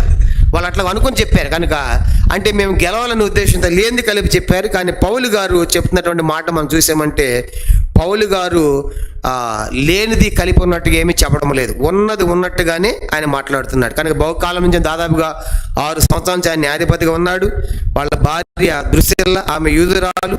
ఆమెకు అంతో ఎంతో యూదుల ఆచారాలు తెలుసు కాబట్టి ఇప్పుడు పౌలు గారు చెప్పే అంత ఎంత ఆమెకు తప్పనిసరిగా అర్థమవుతుంది. కనుక ఇప్పుడు భార్య యూదురాలు అయితే ఫేలిక్స్ కూడా అంత ఎంత ఖచ్చితంగా తెలిసే ఉంటుంది. కనుక ఎందుకంటే భార్య భర్తలు మాట్లాడుకుంటారు కదా, మాట్లాడుకున్నప్పుడు ఆ సంగతి ఏంది ఈ సంగతి అంటే మేము యూదులమే, మాకు ఇట్లా ఉంది అట్లా ఉంది చెప్పుకుంటారు కదా. కాబట్టి యూదురాలు కాబట్టి భార్య ఆ సంగతి ఫేలిక్స్ కూడా అంత ఎంత ఖచ్చితంగా అవగాహన ఉంటాయి. కాబట్టి ఇక్కడ ఏమి నేర్చుకోవాలి మనం కూడా కొన్ని చెప్పే కొన్నిసార్లు ఎదుటి వాళ్ళు అర్థం చేసుకుంటున్నారో లేదో మనం తెలుసుకుని మాట్లాడాలి. కానీ పౌలు గారు ఎంతో చక్కగా మాట్లాడుతున్నాడు, రెస్పెక్ట్గా మాట్లాడుతున్నాడు ఆరంభము. కనుక అతని ఆరంభమేమో రెస్పెక్ట్ ఉంది, కానీ పౌలు ఆరంభం కూడా రెస్పెక్టే ఉంది. కానీ వ్యత్యాసం ఏంటి? ఆయనేమో లేనిది కలిపి చెప్పాడు, ఈయనేమో ఉన్నది ఉన్నట్లుగా పొగడాల్సిన పనులు ఉన్నట్టుగా చెప్తా ఉన్నాడు. కానీ ఇప్పుడు అట్లా ఒక క్రమ పద్ధతిలో ఖండిస్తూ ఉన్నాడు. ఒక సంగతి మనం ముగిద్దాము. చూడండి 24వ అధ్యాయం. మనం కూడా చెప్పేవి అర్థమయ్యేట్లు చెప్పాలి. వర్తమానంలో కూడా అన్ని విషయాలు కూడా మనము అర్థమయ్యేటట్టు చెప్పాలి. ఇప్పుడు చూడండి 11వ వచనం.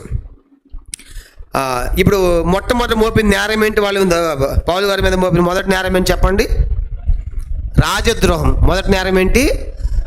కైసరికి వ్యతిరేకంగా, రోమ ప్రభుత్వానికి వ్యతిరేకంగా మాట్లాడుతున్నాడని రాజద్రోహం కేసు వేశారు. ఇప్పుడు దాన్ని కౌంటర్ ఇస్తున్నాడు పౌలు. 11వ వచనం చూడండి ఏమని కౌంటర్ ఇస్తున్నాడు. వాళ్ళు మోపినటువంటి రాజద్రోహ నేరాన్ని కేసుకి ఇచ్చే కౌంటర్ 11వ వచనం. యెరూషలేములో ఆరాధించుటకు నేను వెళ్ళిన నాటి నుండి 12 దినములు మాత్రమే అయినదని తమరు విచారించి తెలుసుకునవచ్చును. దేవాలయంలోనేమి, సమాజ మందిరములలోనేమి, పట్టణములోనేమి నేను ఎవరితోనూ తర్కించుటైనను, జనులను గుమ్ముగూర్చుటైనను వారు చూడలేదు. మరియు వారు ఇప్పుడు నా మీద మోపు నేరములను తమరికి రుజువుపరచలేరు అంటున్నాడు. ఇప్పుడు పౌలు గారు మొదటి కౌంటర్ ఏంటంటే రాజద్రోహ ఆరోపణను ఖండిస్తూ ఉన్నాడు. రాజా, నీకు వ్యతిరేకంగా యూదులను రేపారని చెప్పాడు కదా, నేను యూదులను రేపడానికి అసలు నేను ఎంతకాలమైందో యెరూషలేము వచ్చి, ఎంతకాలమైందంట? 12 రోజులు. 12 రోజుల్లో నాకు టీం తయారవుతుందా? 12 రోజులు నాకేం అర్థమవుతుంది? నేను ఎక్కడో ఉండి నా ప్రజలు కానుకలు తీసుకొని రావాలని తీసుకొచ్చాను. నా ప్రజలు పేదలు ఉన్నారు కాబట్టి వాళ్ళకి సహాయం చేయాలని తీసుకొచ్చాను. ఈ 12 రోజుల్లో జనులందరూ గుమిగూర్చి ఎక్కడి నుంచి చేయగలను తిరుగుబాటు? కాబట్టి ఈ రాజద్రోహము కేసు ఒట్టిదే. చూసారు కాబట్టి ఇప్పుడు వాళ్ళు కూడా రుజువుపరచలేదు. ఇప్పుడు వాళ్ళు విచారించారనుకోండి, నిజంగా పౌలు గారు వచ్చి కూడా ఎంతకాలం ఏం చెప్పండి, ఎంతకాలం వచ్చిన యెరూషలేము వచ్చి కూడా ఆయన 12 రోజులే పట్టుకున్నారు. ఆయన అదే చెప్తున్నాడు ఉన్నట్టుగా. 12 రోజుల్లో ఒక గవర్నమెంట్ మీద నేను తిరుగుబాటు ఎట్లా చేయగలను, ఎట్లా ప్రజలను గుమిగూర్చగలను? కాబట్టి వాళ్ళు ఇప్పుడు నా మీద పెట్టినటువంటి రాజద్రోహం కేసుని వారు రుజువుపరచలేరు అని చెప్పి సవాల్ విసురుతున్నాడు పౌలు గారు. కాబట్టి ఇది పౌలు గారి ఆరోపణలో మొదటి పాయింట్. కనుక మొదటి పాయింట్ ఏంటంటే వాళ్ళు అంటారు కదా, వీళ్ళు నా మీద మోపినటువంటి 12 దినాలను నేను ఏం వ్యతిరేకం చేస్తాను? ఈ 12 దినాలు నేను ఎవరితో కూడా తర్కించలేదు. చూడండి ఆ మాట ఏమంటున్నాడు, ఈ 12 రోజుల్లో నేను ఎవరితో కూడా 12 వచనం దేవాలయంలో కానీ, సమాజ మందిరంలోనేమి, పట్టణంలో కానీ ఎవరితో నేను తర్కించుటైనను, జనులను గుమ్ముగూర్చుడైన వారు చూడలేదు.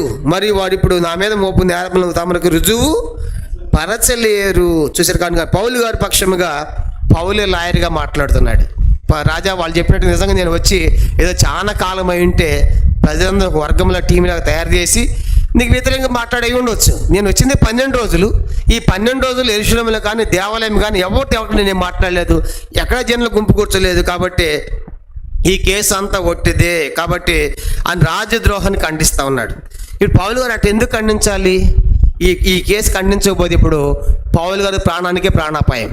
పౌలు గారు ఇప్పుడు ఈ క్లారిఫికేషన్ ఇవ్వకపోతే ఆ కేసు కనుక రాజద్రోహం అనేది కరెక్ట్ అయితే పౌలు గారికి ఏ శిక్షక మరణమే. అందుకే పౌలు గారు ఇప్పుడు ఎంతో స్పష్టంగా చెప్తా ఉన్నాడు. కాబట్టి రాజద్రోహాన్ని కేసుని పౌలు గారు ఖండిస్తూ ఉన్నాడు. పౌలే లాయర్గా మాట్లాడుతున్నాడు, తన కేసును తానే వాదించుకుంటున్నాడు. కాబట్టి రాజద్రోహాన్ని ఖండించాడు. ఖండించకపోతే ఇప్పుడు తన ప్రాణానికే ముప్పు ఉంది కాబట్టి, ప్రమాదం ఉంది కాబట్టి ఖండించాడు. కాబట్టి ఇది మొదటి సంగతి. కనుక మొదటి సంగతి అందుకే చూడండి, పౌలు గారికి 24 మనం చదువుకున్నాం కదా, ఏమన్నారు? అతని భేదాలు పెట్టేవాడిని అన్నాడు. చూడండి 24 అపోస్తలుల కార్యం 24:5 ఈ మనుష్యుడు పీడ వంటి వాడును, భూలోకమున సకలమైన యూదులను కలహమునకు రేపు వాడును, నజరేయుల మత భేదముకు నాయకుడే ఉన్నట్టు మేము కనుగొంటిమి అంటున్నారు. తర్వాత 21వ అధ్యాయం చూడండి, అపోస్తలుల 21వ అధ్యాయం. అక్కడ ఏం జరిగింది అంటే, నేను యెరూషలేముకి వచ్చింది ఏం చేశాను? యెరూషలేముకి వచ్చి ఎంతకాలం అయింది? ఇప్పుడు చెప్పాడు 12 రోజులు అని చెప్పాడు కదా. 21వ అధ్యాయం 27వ వచనం, అపోస్తలుల కార్యములు 21:27 చదవండి. 7 దినములు కావచ్చినప్పుడు ఆసియా నుండి వచ్చిన వారు యూదులు దేవాలయంలో అతను చూచి సమూహం అంతటిని కలవరిపోయి అతను బలవంతంగా పట్టుకొని. ఇప్పుడు పౌలు గారు వచ్చి ఎన్ని రోజులు పట్టుకున్నారు యెరూషలేములో? చెప్పండి, ముగిచ్చేస్తే అయిపోయింది. ఎన్ని రోజుల కంట? 7 రోజులు అయింది. ఇప్పుడు 7 రోజులు అయింది. నెక్స్ట్ ఇప్పుడు 24 అధ్యాయం మొదటి వచనం, 24 అధ్యాయం మొదటి వచనం, 5 దినములు అయిన తర్వాత ప్రధాన యాజకుడైన అన్నయ్య. ఎన్ని దినాలు అయిపోయింది ఇది? 5 దినాలు. 7 5 ఎంత? 12. కనుక ఇప్పుడు నేను వచ్చి ఎన్ని రోజులు అవుతుంది యెరూషలేము? ఈ 12 రోజులు నేను ఎవరితో మాట్లాడలేదు, గుమ్ముగూర్చలేదు. కాబట్టి ఎట్లా వాళ్ళు ఇది నేరం మోపుతారు? పౌలు గారు ఎంతో చక్కగా అందుకే అంటున్నాడు 24 అధ్యాయంలో 13వ వచనంలో, వాడు దీన్ని రుజువుపరచలేరు. క్లియర్గా ఉంది. నేను వచ్చింది 7 రోజులు, యెరూషలేముకి వచ్చి 7 రోజులు అయింది. తర్వాత ఇప్పుడు వాళ్ళు వచ్చి 5 రోజులు అవుతుంది. మొత్తం కలిపి 12 రోజులే. ఈ 12 రోజుల వ్యవధిలో నేను ఎవరితో మాట్లాడినప్పుడు రాజద్రోహం కేసు నా మీద ఎట్లా ఫైల్ చేస్తారు, ఎట్లా ఇది చెల్లుతుంది? కాబట్టి దీన్ని వాళ్ళు రుజువుపరచలేరు. అంటే అర్థం ఏంటి? ఎంక్వైరీ పెట్టండి రాజా. చెప్పండి, ఏం చేయాలి ఇప్పుడు? మీద ఎంక్వైరీ అయ్యింది. ఇప్పుడు ఎంక్వైరీ వెళ్తే యెరూషలేముకి వచ్చి ఎంతకాలం పౌలు గారు 7 రోజులు అయ్యింది, ఏడుకి వచ్చి ఎంతకాలం 5 రోజులు అయ్యింది, మొత్తం ఎంత 12 రోజులు. మీరు మోపిన కేసు వీగిపోతుంది, కొట్టివేయబడుతుంది. చూసారా? అంతే. పౌలు గారు ఎంతో చక్కగా ఉన్నది ఉన్నట్టుగా కౌంటర్ వేస్తూ ఉన్నాడు.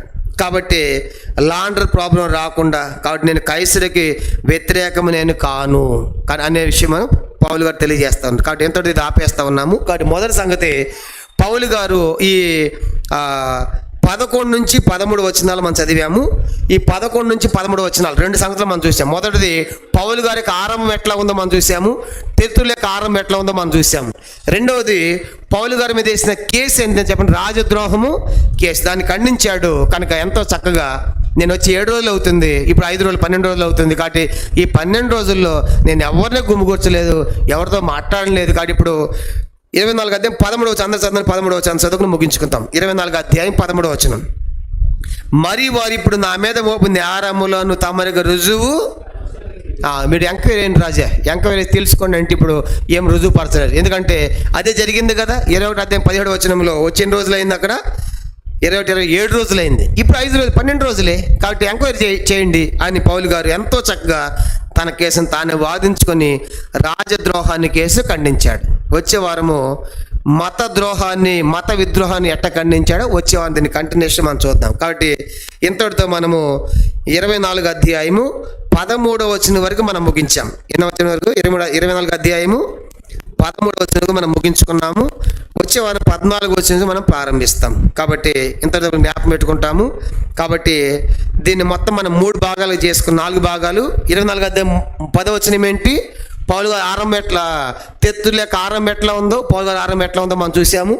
11 నుంచి 13 వచనాల్లో రాజద్రోహం కేసును పౌలు గారు ఖండించాడు. కనుక చెప్పిన దానికి చక్కగా వివరణించుకుని ఖండించడం మనం చూసాం. నెక్స్ట్ మత ద్రోహము, తర్వాత ఆలయాన్ని ఎట్లా అపవిత్రపరిచాడు, అవన్నీ ఎట్లా ఖండించాడు, కింద వచనాలు వచ్చేవారు మనం ధ్యానం చేస్తాం. కాబట్టి 13 వచనాల వరకు 24 అధ్యాయము 13 వచనాలు మనం ముగించుకున్నాం. ఈ వారం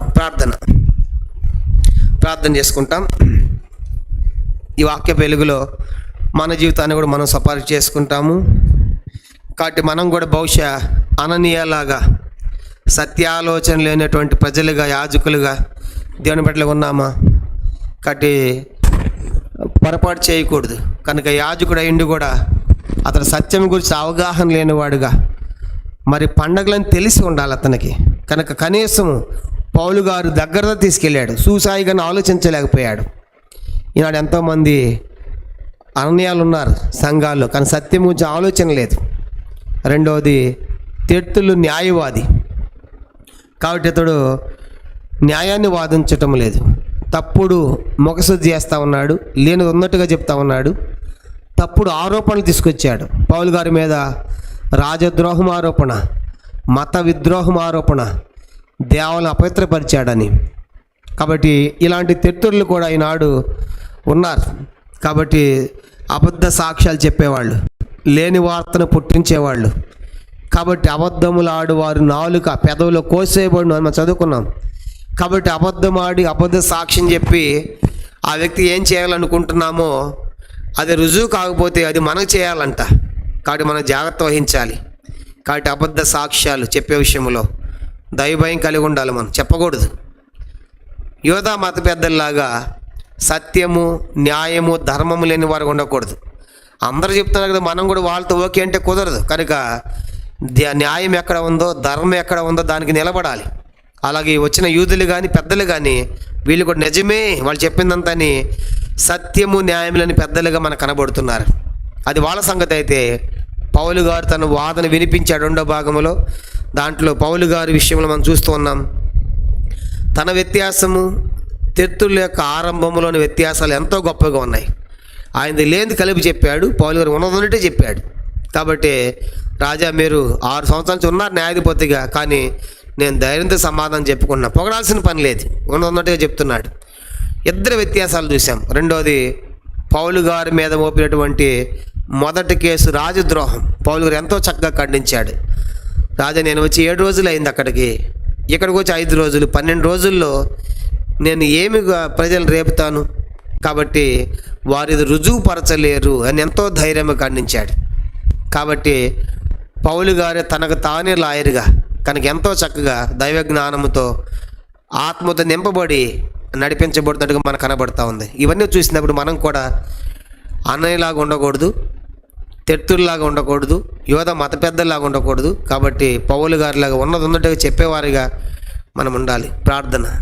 పరలోకమందున్న మా తండ్రి, పరిశుద్ధ దేవ, మీ స్తోత్రాలు. ఈ దినము మరి అపోస్తలుల కార్యం 24వ అధ్యాయం మొదటి 13 వచనాల్లో అనేకమైన సంగతులు ధ్యానం చేసుకోవడానికి మీరు మాకు సహాయపడ్డారు.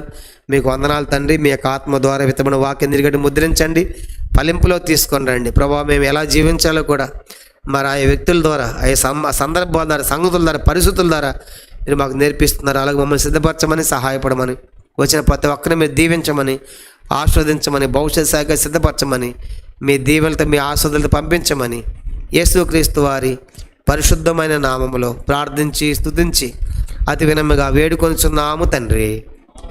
ఆమేన్. మన తండ్రి అయిన దేవుని ప్రేమయు, కుమారుడు యేసుక్రీస్తు వారి కృపయు, పరిశుద్ధాత్మక అన్యోన్య సహవాసము చేర్చిన మనకును, తను ప్రేమించు వారికి, సకల పరిశుద్ధులకును ఇప్పుడు ఎల్లప్పుడూ సదాకాలము తోడై ఉండునుగాక. ఆమేన్.